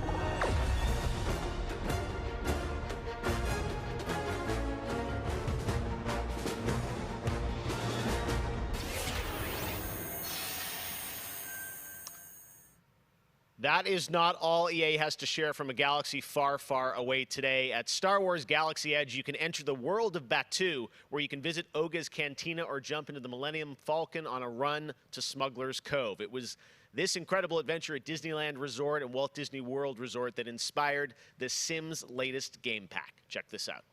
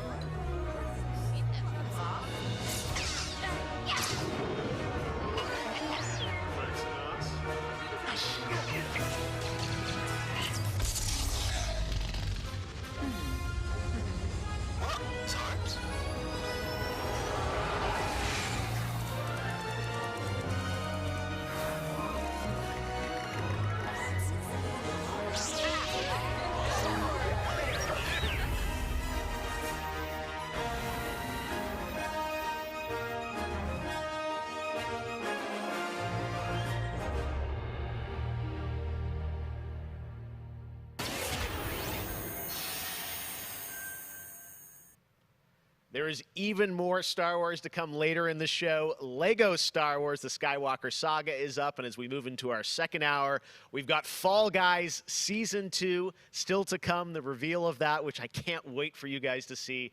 And of course, a gameplay demo of Ratchet and Clank Rift Apart for PlayStation 5. But right now, you might remember this next game from Annapurna Interactive from last year's Microsoft E3 event. And today, I'm excited to share a new announcement from the team. This interactive thriller about a man stuck in a time loop is one of this year's most intriguing indie titles, and now they've added an absolutely all-star cast to the game.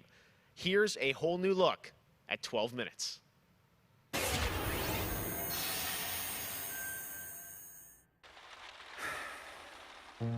All right, close your eyes.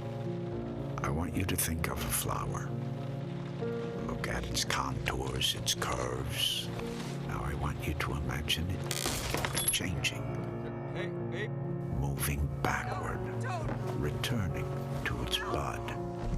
Think of that bud, unopened. Look at it as a whole, then silently repeat these phrases. May you be free from suffering. May you be free from fear. May you know peace and joy.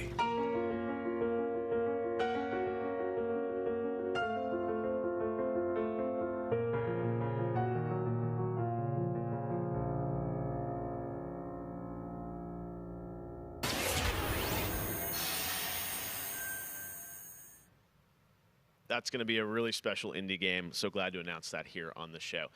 Now, last year at the Game Awards, we announced Godfall, a new looter shooter coming to PlayStation 5 and PC from Counterplay. Tonight, we've got a quick sneak peek of one of the new Valor plates with more footage coming as part of Gamescom 2020. Check this out.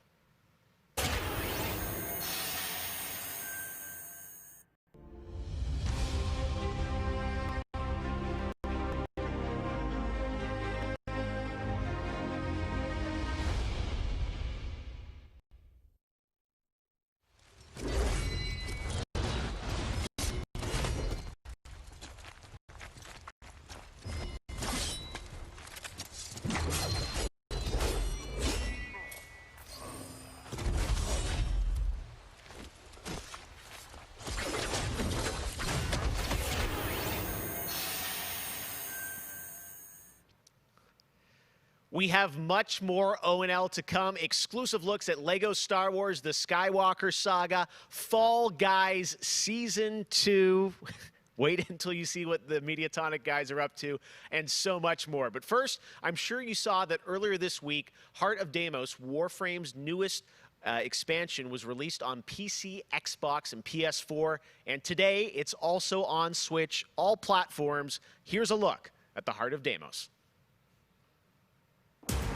Expand, explore, tear the veil asunder, subvert new territory to our sovereign will. But that was what it wanted too. It raged unchecked through metal, bone, flesh. Life. We are infested with it.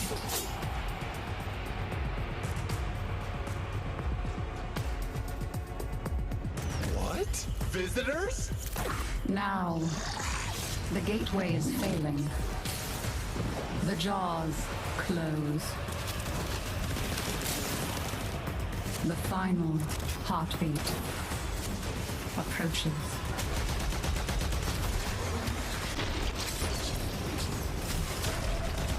We tried turning it off and on again.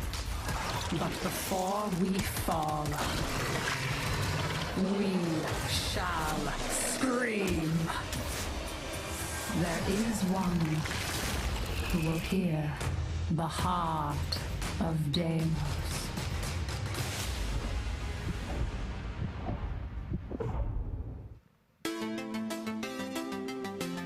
So many people have been discovering or rediscovering video games during lockdown, whether it be older people or bored teenagers or middle-aged parents who suddenly find they have to do something together with their kids. And I think I've given out more advice about video games in 2020 than any other time ever. And as a result, it's more important than ever that we keep making different, interesting things for folk to play. A pandemia pela qual a gente está passando tem sido período difícil a todos. Então, nesse momento, eu acho que a gente precisa lembrar de mostrar mais empatia, demonstrar mais amor, mais carinho e saber que a gente vai sair dessa juntos. Vai ser difícil, mas isso tudo vai passar. I hope everybody gets healthy and safely through this coronavirus time. Care about other people and wear your masks. Jogos são, na minha opinião pessoal, a forma de arte mais incrível de se expressar. Eles englobam tudo: música, arte, escrita, e você tem a chance de controlar e vivenciar essas experiências você mesmo. É mágico, é maravilhoso. Jogos são puro amor.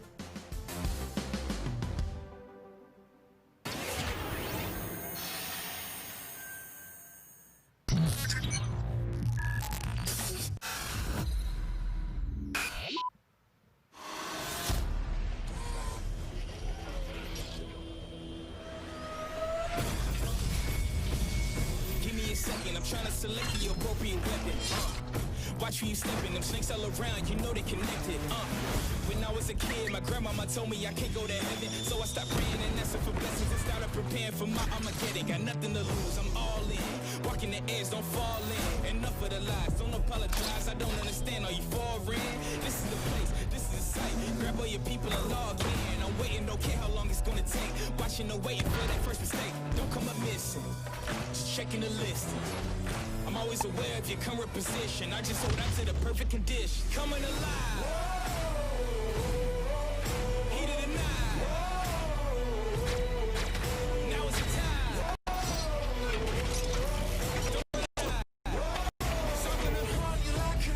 Coming alive. Heat of the night.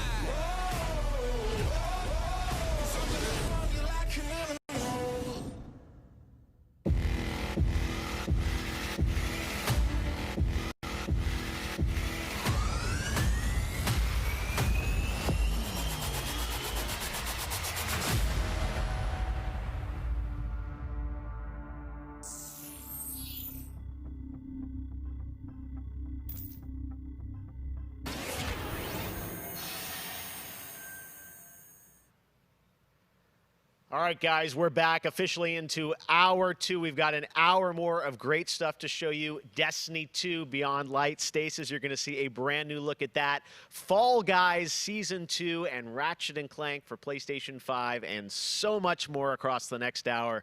Opening Night Live continues, and it just is the start of Gamescom 2020. But right now, on September 25th,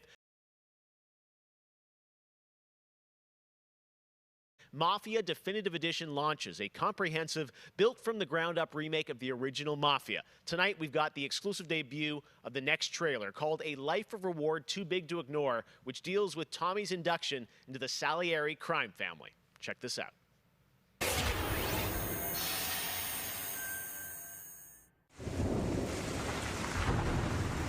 All these guys in this room, they're here because they have the only thing that matters to me. The only thing that should matter to any of us. You know what that is, Tommy? They're loyal. That's right.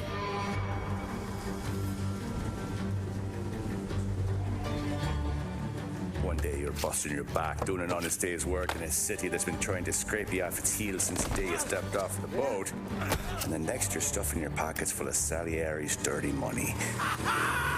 Go get him, Tommy! Teach these boys a lesson. Break every bone in their bodies.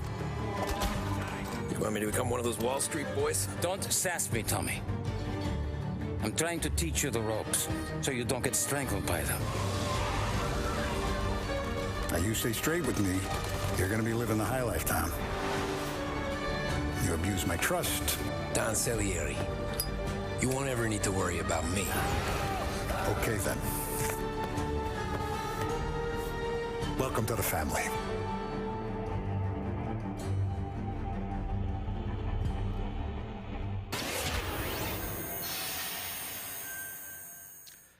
Next, we're going to introduce you to a turn-based multiplayer strategy FPS from a team in Montreal, Canada. Lemnis Gate is coming in early 2021 and has a unique mechanic built around a 25-second time loop.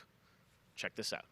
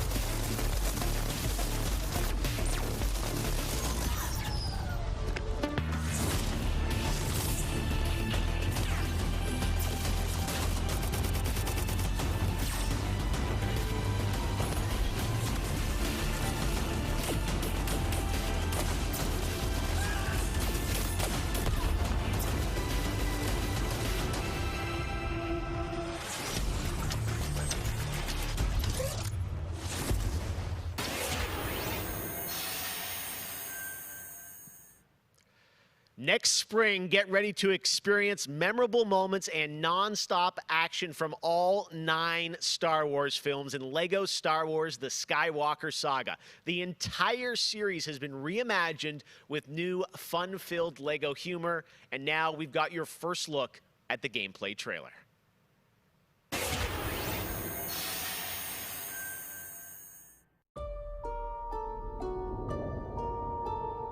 I want to learn the ways of the Force and become a Jedi like my father.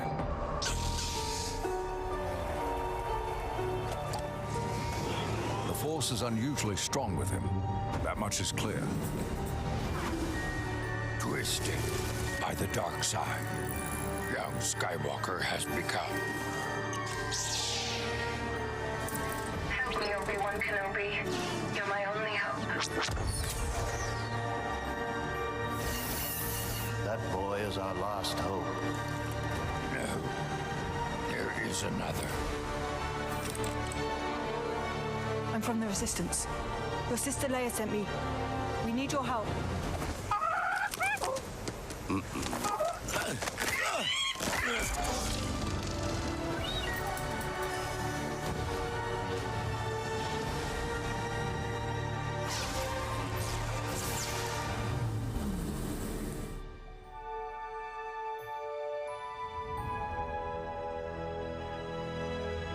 The Force will be with you, always.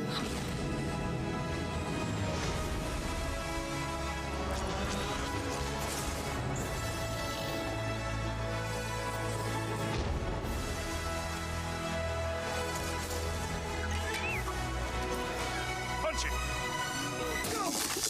Not him, the Falcon!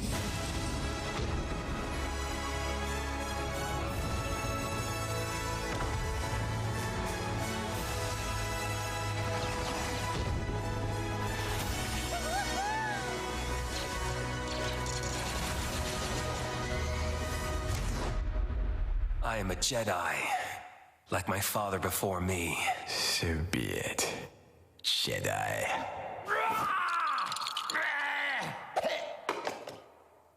Huh?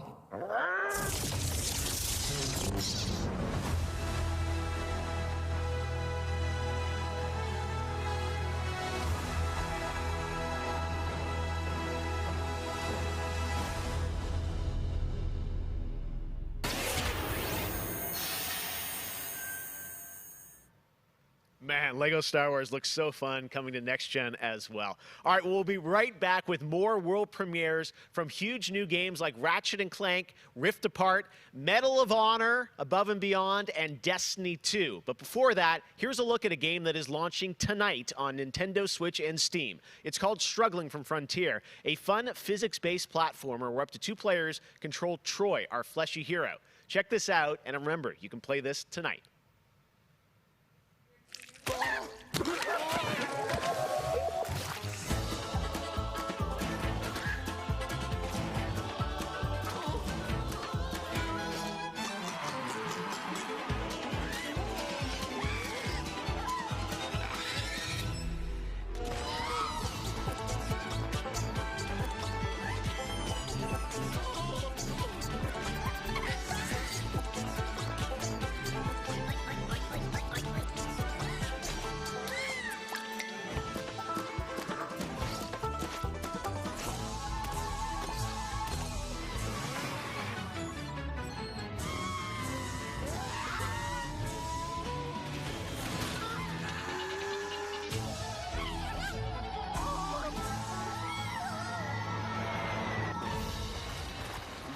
Whoa.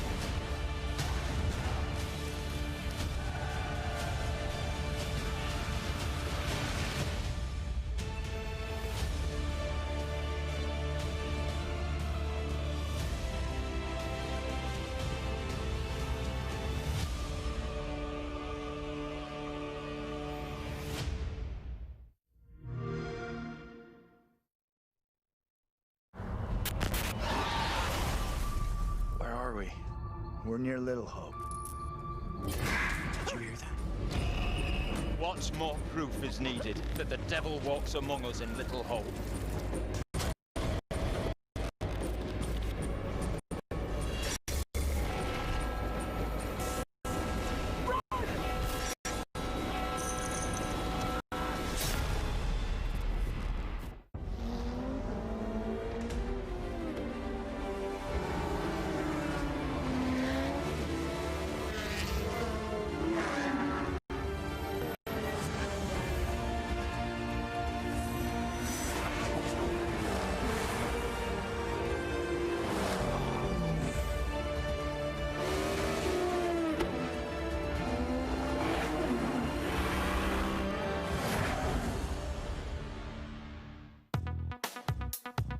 I gotta say, the game that I've given the most hours to, that I love going back to, is Assassin's Creed Odyssey.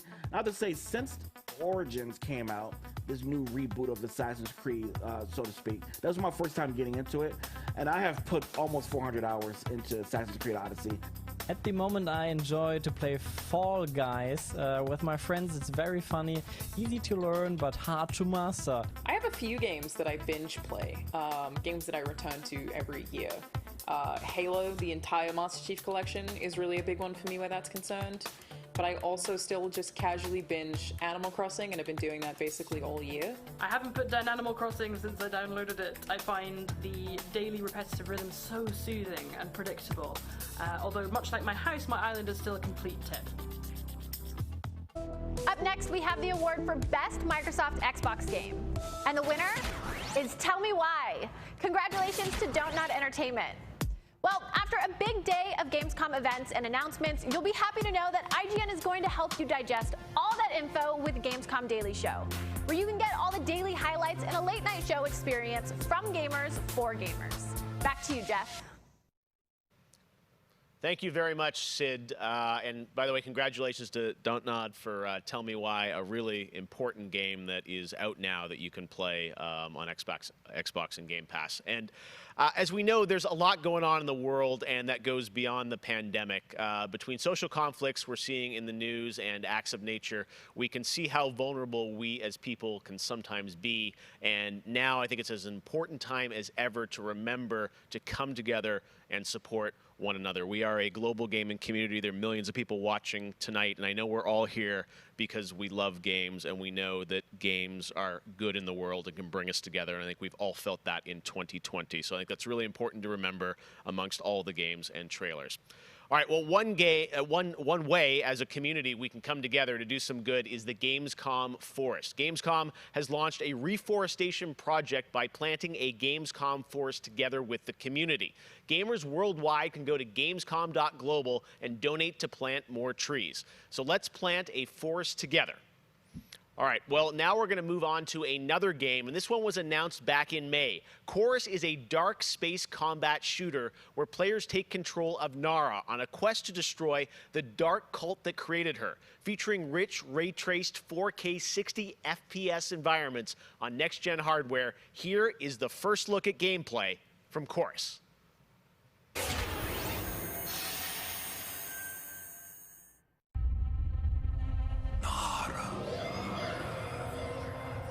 You have broken my heart.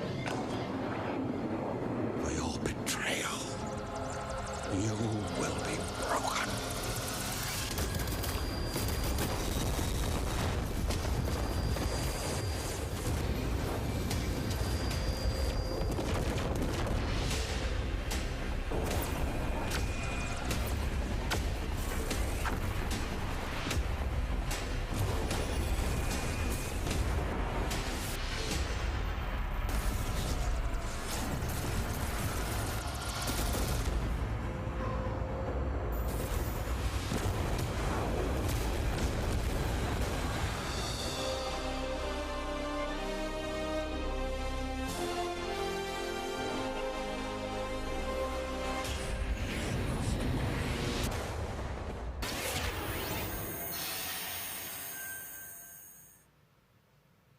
How many crowns have you won? If one game has defined the summer of 2020, it absolutely is Fall Guys from Mediatonic in London and Devolver. This game is setting records and putting a much-needed smile on everyone's face. Fall Guys, I think, represents our industry at its absolute best.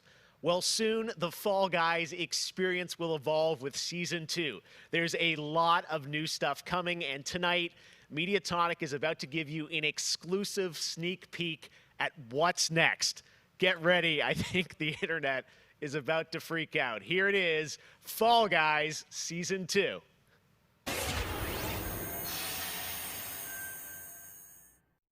Hey, I'm Joe. I'm the lead game designer on Fall Guys Ultimate Knockout, and I just want to reach out and say thank you to everyone who's been playing and enjoying the game so far.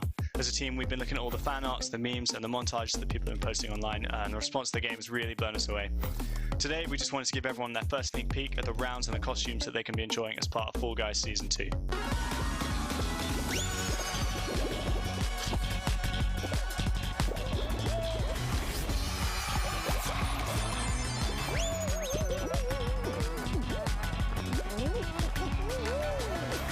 Season 2, you'll be dressing your Fall Guy as a medieval hero and competing across brand new rounds inspired by epic quests from the Middle Ages. Traverse giant drawbridges, dodge swinging axes, and scale movable siege ramps in the quest for ultimate game show glory.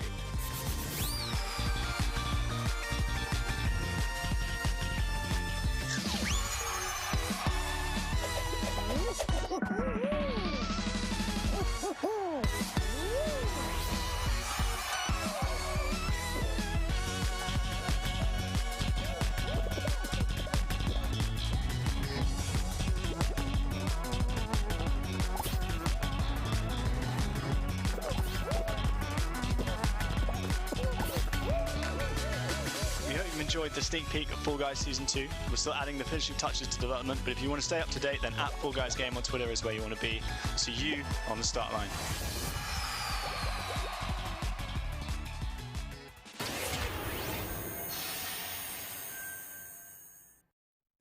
My father has Colorado in the palm of his hand, and he's afraid to close his fist. I am not.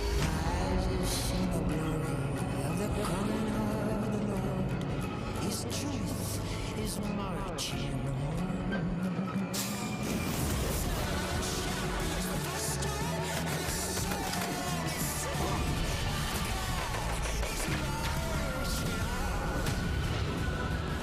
Liberty's She's got more brains and cunning than both her brothers put together. She's the only one who could actually run Colorado. She's already tried once. Vic's a depraved child, and Val's a brain without a spine. The years my father wasted grooming them for glory when I was right there.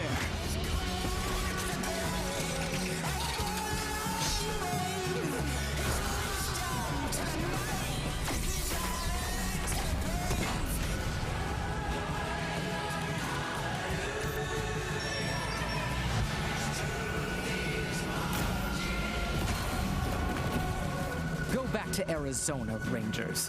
Then I'll pretend none of this happened. Stay, and you die alone.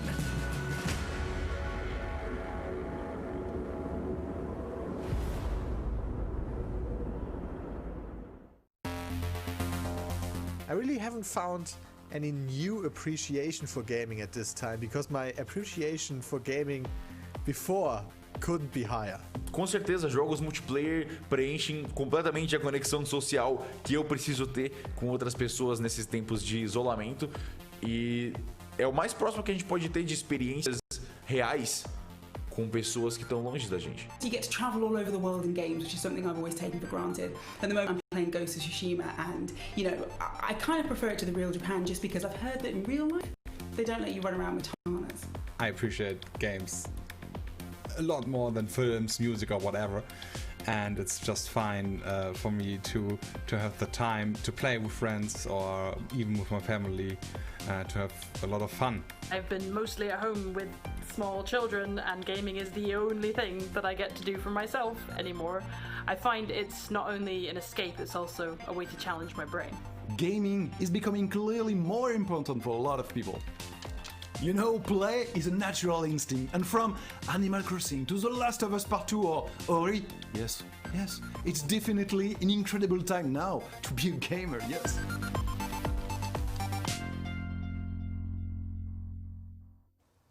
Hey everyone, I'm Vince Sampella, head of Respawn Entertainment.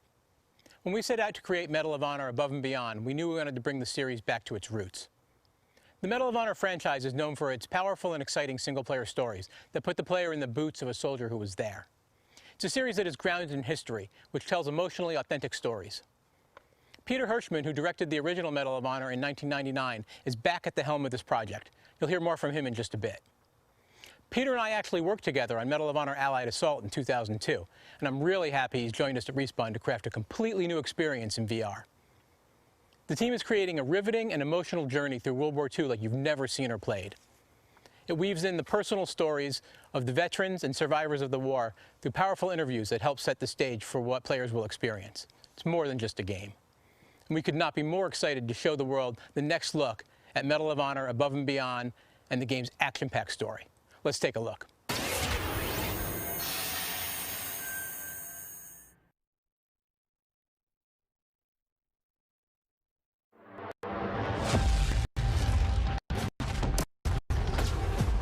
This is the first time some of you will see combat. I know you're scared. Let me be clear with all of you. I'm scared too.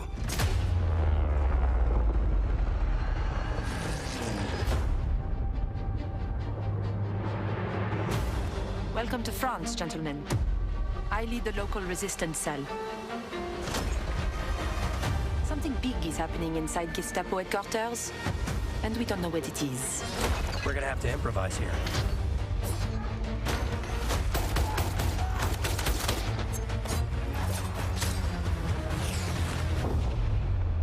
Members of the resistance are perhaps the bravest people fighting in this war. But you really should stop. There is no future in it.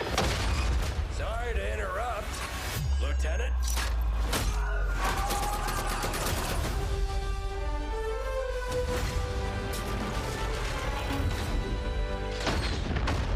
Be a wild ride, but we'll get you there. Jet fighters, brace yourselves!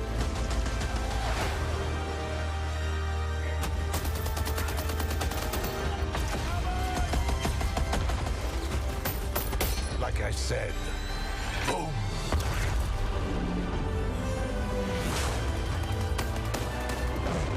are things that people I'm willing to sacrifice myself for.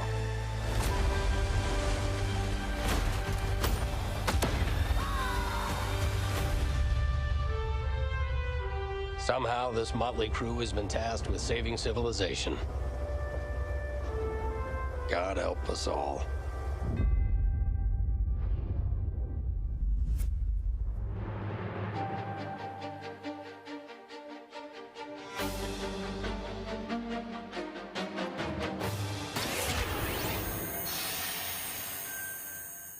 Thank you so much, Vince. That looks incredible. And now we're here with Respawn Entertainment's Peter Hirschman, game director on Medal of Honor Above and Beyond, to talk more about their new VR experience. Peter, I got to say, the trailer really grabbed me. Such an incredible story that you're telling to. Tell us a bit about this single-player experience. What can we expect? Well, Jeff, thank you for having us on the show. I'm representing a whole team back at Respawn that's been working really hard on this, and it's so exciting to premiere the trailer with you. Medal of Honor, going back to its roots, was always about putting the player in the boots of a soldier fighting in World War II. And with VR, we're able to do that in almost a literal way. It's definitely the most immersive experience, most immersive combat experience I've ever been able to work on. And the story follows you as a player being recruited into the Office of Strategic Services, commonly known as the OSS.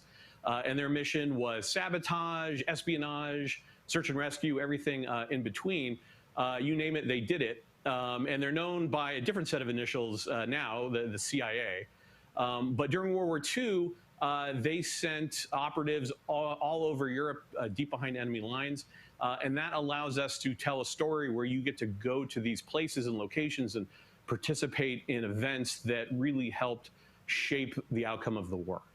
One of the things I love about the trailer is you can tell there's a lot of interactivity in the environment, emergent game player. You got the piano and other things in there. Tell us a bit about how you're using that to tell the story. It seems like it's all kind of through a first-person perspective, but there are some story sequences. How do you tell the story? Oh, well, we shot over 120 pages of narrative, which is more than some feature films. We had a huge international cast of phenomenal actors, and it was fantastic. And the story follows a classic three-act structure. Act one is working with the French resistance, getting ready for the invasion. Act two is D-Day itself and the fight to get to Berlin. And then the third act is dealing with the Nazi secret weapon program, which involved things like the 262 jet and the V2 rocket and things that could have really turned the tide of the war if we hadn't stopped them.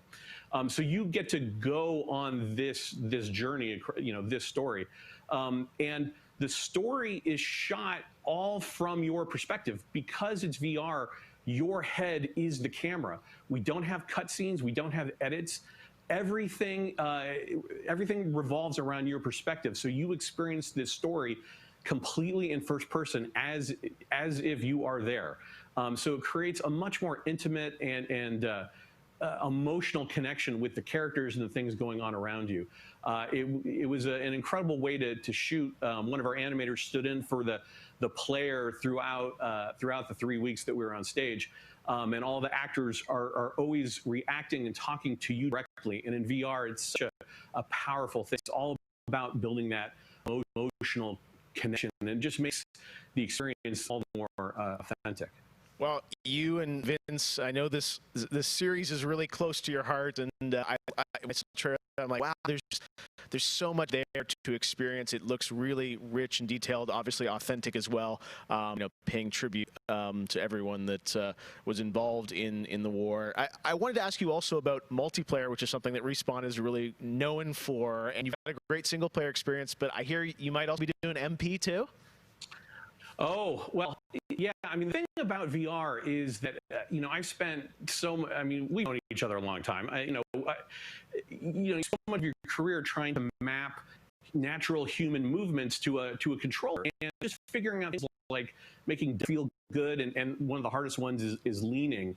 And in VR, you know how you duck? You just duck. And how you lean in VR, you just lean. And so the ability to lean around a corner, just kind of peek around the corner and see where the bad guy is is just it heightens the tension so much. It makes it feel all the more real. And when you put that into a multiplayer experience, it just raises it to a whole nother level. So we are shipping, in addition to the campaign, we are shipping a full suite of VR modes, including a few that you can only do in VR. And we're really excited about people playing those, after it comes out.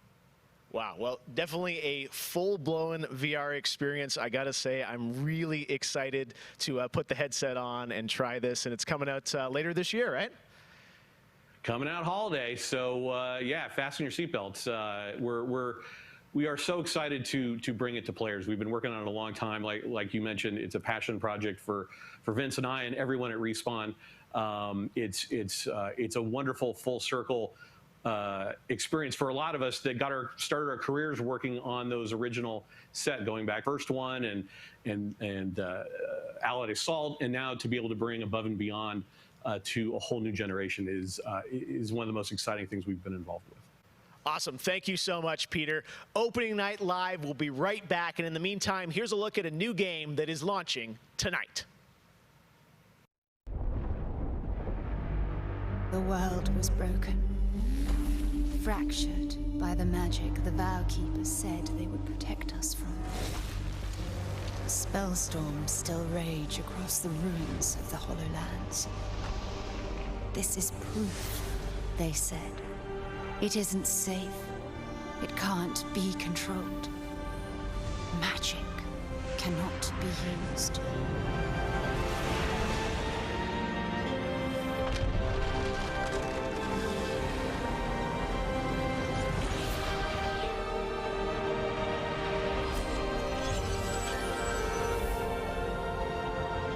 But I am a battle mage.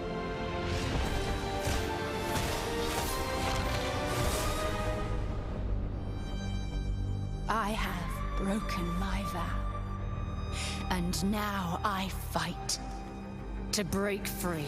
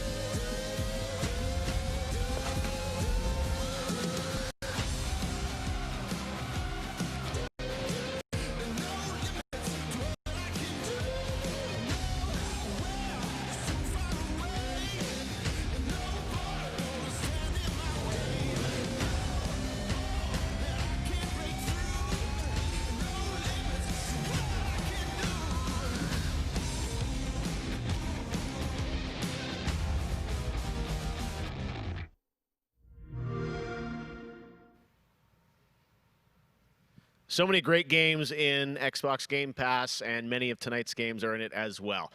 Every year at Gamescom, we like to highlight some incredible games made in Germany. And tonight, we have a special announcement about one of the most legendary German games of all time, created by Factor 5. Enjoy.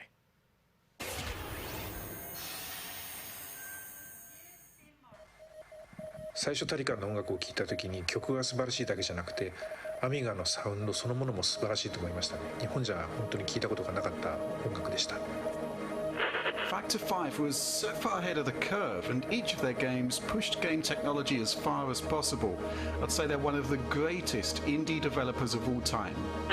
サウンドはすごいわ、グラフィックは綺麗だわ、ゲームプレイも滑らかで満足いくものだわで、本当にすごかった。今回タリカンのコレクションが出るってことをとても嬉しく思っているし、これはまた当時みたいにみんなに見せて歩きたいなと思っています。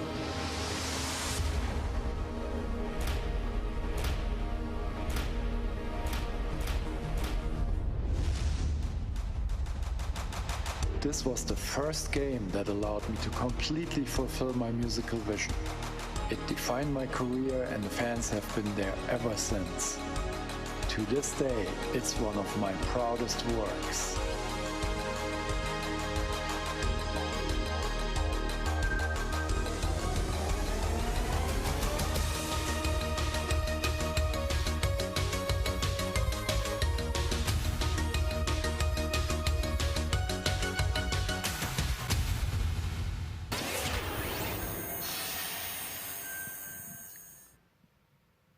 In June, Bungie revealed a new era of Destiny 2 that starts on November 10th with Beyond Light. For the first time ever, Guardians will add a new elemental power to their arsenal, the dark power of Stasis. With Stasis, players will take on the powers of darkness to control and dominate the battle. Here's an all-new look at Stasis from Destiny 2 Beyond Light.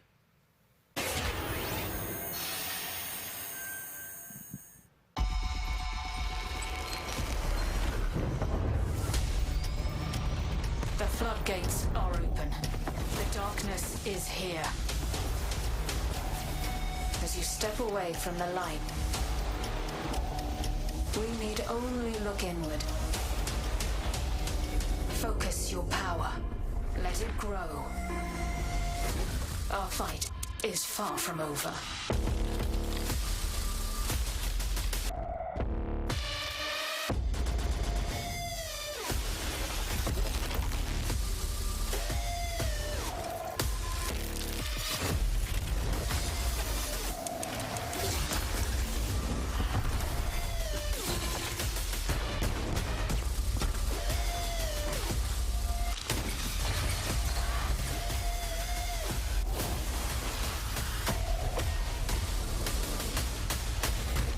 Let them come!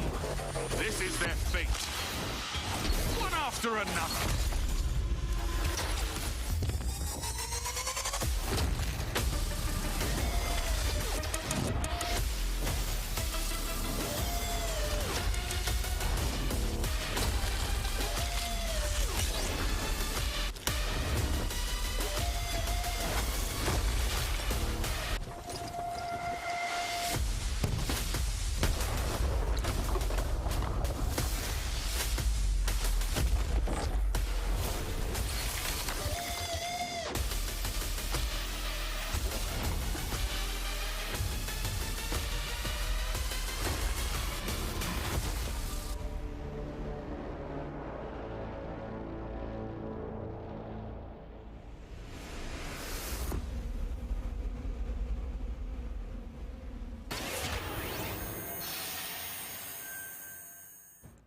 One more award to give out tonight, and that is Best Sony PlayStation Game. So, without further ado, the winner is Cyberpunk 2077. Congratulations. Of course, there are even more awards than the ones I announced tonight. So check out the Gamescom Awards user voting, where you can vote for your favorite streamer, Gamescom's Most Wanted, and Best of Gamescom. The winners will be revealed at Gamescom Best of Show, along with cool cosplayers, esports, and more. So tune in on Sunday, August 30th at 8 p.m. Central European Time to see the grand finale of this year's Gamescom, where we give gamers the stage. That's it for me tonight. But before I turn it back to Jeff, I just want to say that I hope everyone out there is staying safe and healthy. We're all in this together, so take care. Back to you, Jeff. Thank you very much, Sydney. It's great to have you on the show again this year. All right, well, a lot of people have been wondering, what will the next generation of gaming feel like? How will it be different? What is that generational difference? Well, back in June, we saw the announcement of Ratchet and Clank Rift Apart from Insomniac Games, a title which uses the power of PlayStation 5, the SSD hard drive, and the DualSense controller to create an experience that Insomniac says is only possible on brand new hardware. Well, now it's time for you to decide if you see the difference. Here's an extended, uninterrupted demo of live PlayStation 5 gameplay of Ratchet and Clank Rift Apart. Enjoy.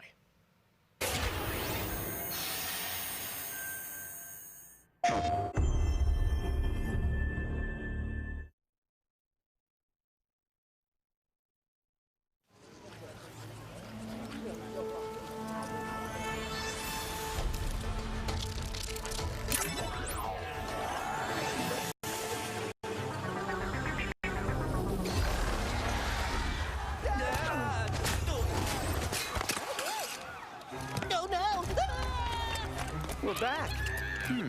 And not far from where we last saw him. We may still have time to put a stop to this.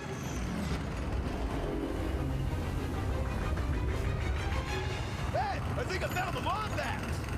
Oh dear.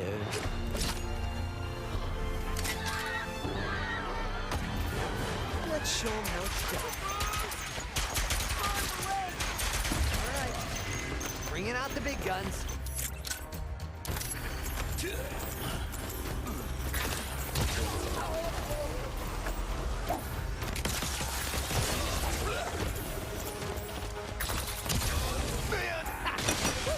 Feels good to be back in action.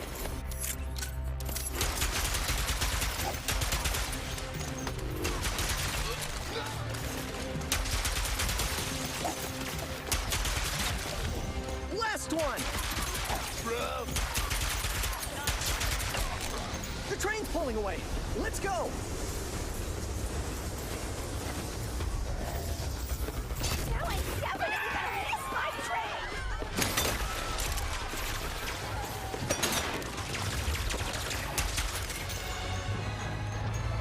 Ratchet and Clank, I've been looking everywhere for you. Put down the Dimensionator, Nefarious. Put down the Dimensionator. Yeah, right. Today, I will finally be free of the both of you.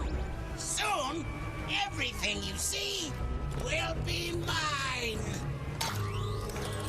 Say goodbye.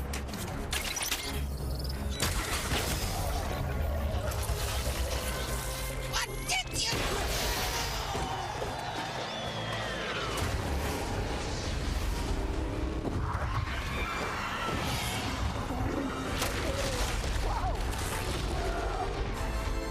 Was that supposed to happen? Hitting Nefarious's device seems to have destabilized reality. The bridge is shot. There has to be another way across.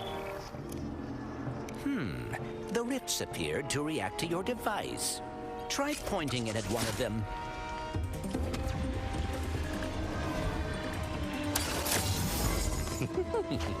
That was rather exciting. Games before trade.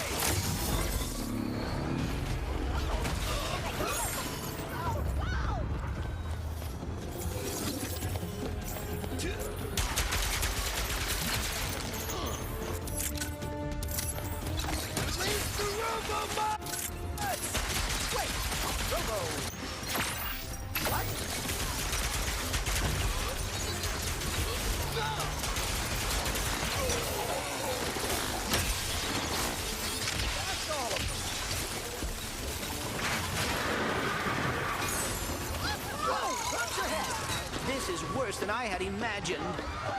Everyone look! It's Ratchet and Clank! Sand sharks from above.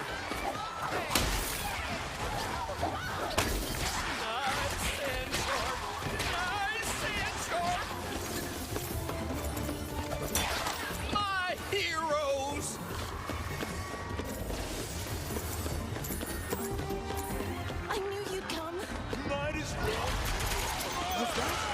A kraken? Or at least a very large octopus.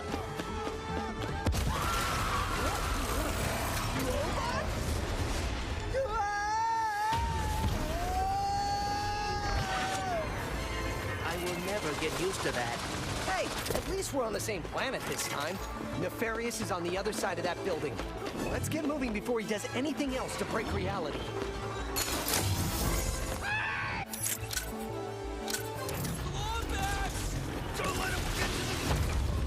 Did Dr. Nefarious really resurface after all these just to try and take over the universe again? Yeah, I kind of wish he was doing a worse job. He must have more planned than he is telling us. That's what I'm afraid of.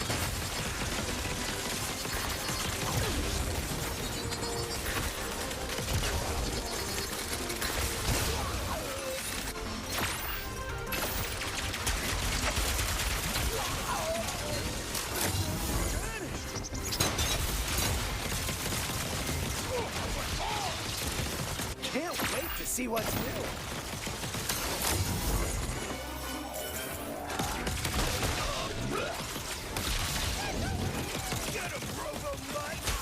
More butts?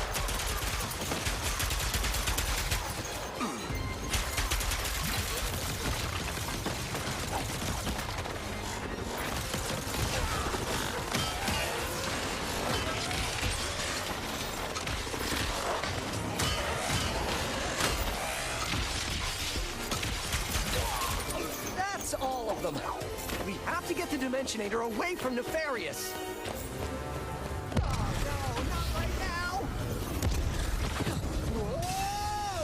The dimensions are weakening considerably.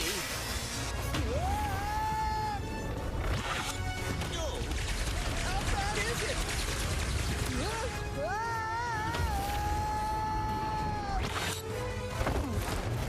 Well, it is certainly not good.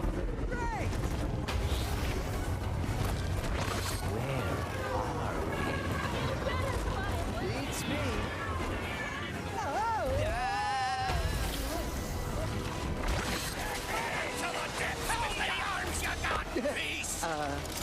We've been boarded!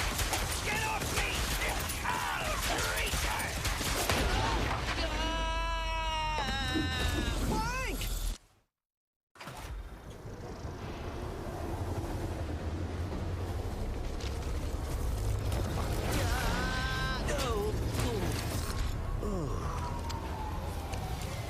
Ratchet. We are too late. Ratchet? Who?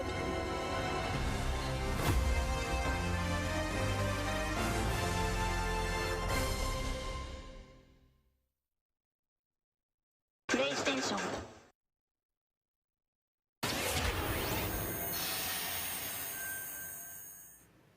There you have it, Ratchet and Clank, Rift Apart, and now I am joined by Marcus Smith and Mike Daly from Insomniac Games.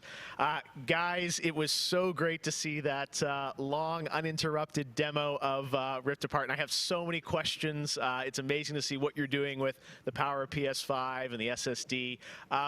Let me ask you first, Marcus, what are you able to do with Rift Apart that you haven't been able to do before in a Ratchet game because of the power of PS5? I mean, first and foremost, it's just pure horsepower. Enables us to fill our worlds with the kind of density and life that we've never been able to do before. More importantly, perhaps, though, is the dimensional shifting that we have going on, which uses the SSD that allows us to fling the player from planet to planet to planet lightning fast, like in way, way faster than anything we've ever been able to do before. Yeah, the Rift tether, we saw that in the demo. We had seen some of that in the trailer. So that's all actual gameplay. Mike, I'm curious, like how does that work as you kind of play through the game? Are there certain moments and levels where you can jump, or how do you play through that? Yeah, so in the game, there is dimensional damage spread throughout the galaxy that Ratchet and Clank have to find a way to fix. And you can find these weak points in space-time that you can pull to you with your Rift tether. It's like being able to lasso a portal. And that enables you to basically like warp across the world to find new places to discover or gain a tactical advantage in combat. Wow, yeah, I got to say, like when you see that and you imagine the jumping from multiple worlds at instantaneously almost, and it sounds like there's no load screens throughout the entire game. That's right. We're going seamless. That's right. Yep. Wow. All right. You bite. So confident, both of you say it. I like it. Now, let me ask you about DualSense. That's something that is a big part of PS5. I've had a chance to hands on with the controller, with the adaptive triggers and the haptics. How are you using that to sort of impact the gameplay of Rift Apart? So at the heart of every Ratchet and Clank game is a powerful arsenal of weapons that just exude a ton of personality. And the DualSense is sort of like, it feels like it was made for Ratchet and Clank, just because the haptics give us a whole new layer for the weapons to express themselves. So for example, your burst pistol, of course it gives you like a satisfying click or kick with every bullet. But when you throw the shatter bomb, you can actually feel the energy pulsing off the grenade fade away as it gets further apart from you. Basically, the haptics are expressive enough that every weapon feels different and you can tell what you're holding. But of course, the adaptive trigger like takes that to a functional level where, in addition to the trigger pull feeling unique, we can actually use that as a super intuitive way to add alternate functions to the weapons. So, for example, in the demo, we've got the Enforcer, which is a double-barreled shotgun. You can pull the trigger part of the way down until you hit resistance to fire a single barrel, and then whenever you feel like it's the right time, pull it the rest of the way for a double shot. So you might be swarmed by a bunch of little enemies. You only want to waste one shot on them, and then wait a minute for even more to swarm in before finishing them off. But a big guy, you probably want to just give both barrels to right away. So there's a nice intuitive way of basically raising the skill ceiling and giving you more ways to play better. Wow. No, I'm excited to see how you guys are going to roll that out across what I'm sure are an insane, group of weapons as always. Plot-wise, Marcus, tell us a bit about this game. I think some fans have wondered, does this tie into the movie plot line, the game plot line? Like, tell us in the Ratchet-verse where this sits. Yeah. Well, canonically, this is an extension of Ratchet and Clank Into the Nexus, the 2013 game. But it's a standalone adventure. So it's one that, even if you've never played a Ratchet and Clank game, you can get into it and you'll understand it and you'll enjoy it. For hardcore fans, we have a lot of nods. You're gonna see a lot of returning characters and planets and see them all through a whole new light of multiple dimensionality. Yeah, no, this Rift Tether thing I think looks really exciting. And how often, like, is that something we saw in the demo? Is that something you're going to see like frequently in the game? Are there special moments? Like, I guess I'm curious, like, how often you use that technique for gameplay. So the Rift Tether has created these anomalies all throughout the galaxy. You'll encounter those pretty often. There's even a few more types of dimensional damage you'll encounter that we haven't shown yet. Okay. Now, being pulled between worlds, that's localized to chasing after Dr. Nefarious in the demo. And that's sort of reserved for special moments when you really have to, when the dimensional damage really tears wide open. Well, I got to say, it looks incredible. And then at the end, we got another tease of this female Lombax. I know you guys have confirmed she is playable in parts of the game. I think everyone wants to know, though, do we have a name for her? I mean, the world is more interesting with mysteries, and we're going to have to keep this one a little longer. Do we get a number of letters in her name or anything? Too many smart people on the internet. They'll figure it out right away. She's not named Abby, though, right? All right, well, we'll have to wait and see what you guys have in store for us. I got to say, I mean, it looks incredible. The Ratchet games are always so much fun. And as you said, when you think of the power of SSD and the DualSense all coming together, it looks really exciting. Before we go, though, I think everyone around the world wants to know when we're going to get to play this game. Anything you can share with us on where you're at in development right now? Mike? Mike?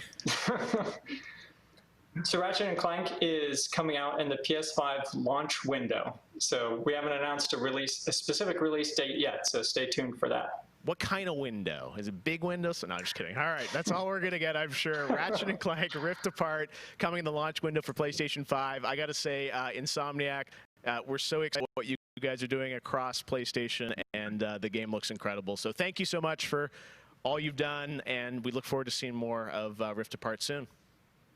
Thanks, Jeff. Take care. All right, Marcus and Mike from Insomniac, thanks for showing us that first look at Ratchet and Clank or PlayStation 5. And that's going to do it for Opening Night Live. Thank you so much for watching from around the world, and make sure to stay tuned all weekend for more live Gamescom coverage at Gamescom.global. As for us, we'll see you later this year for the Game Awards 2020. Our team is hard at work to build a very special live show for you coming in December. We'll see you then. Good night.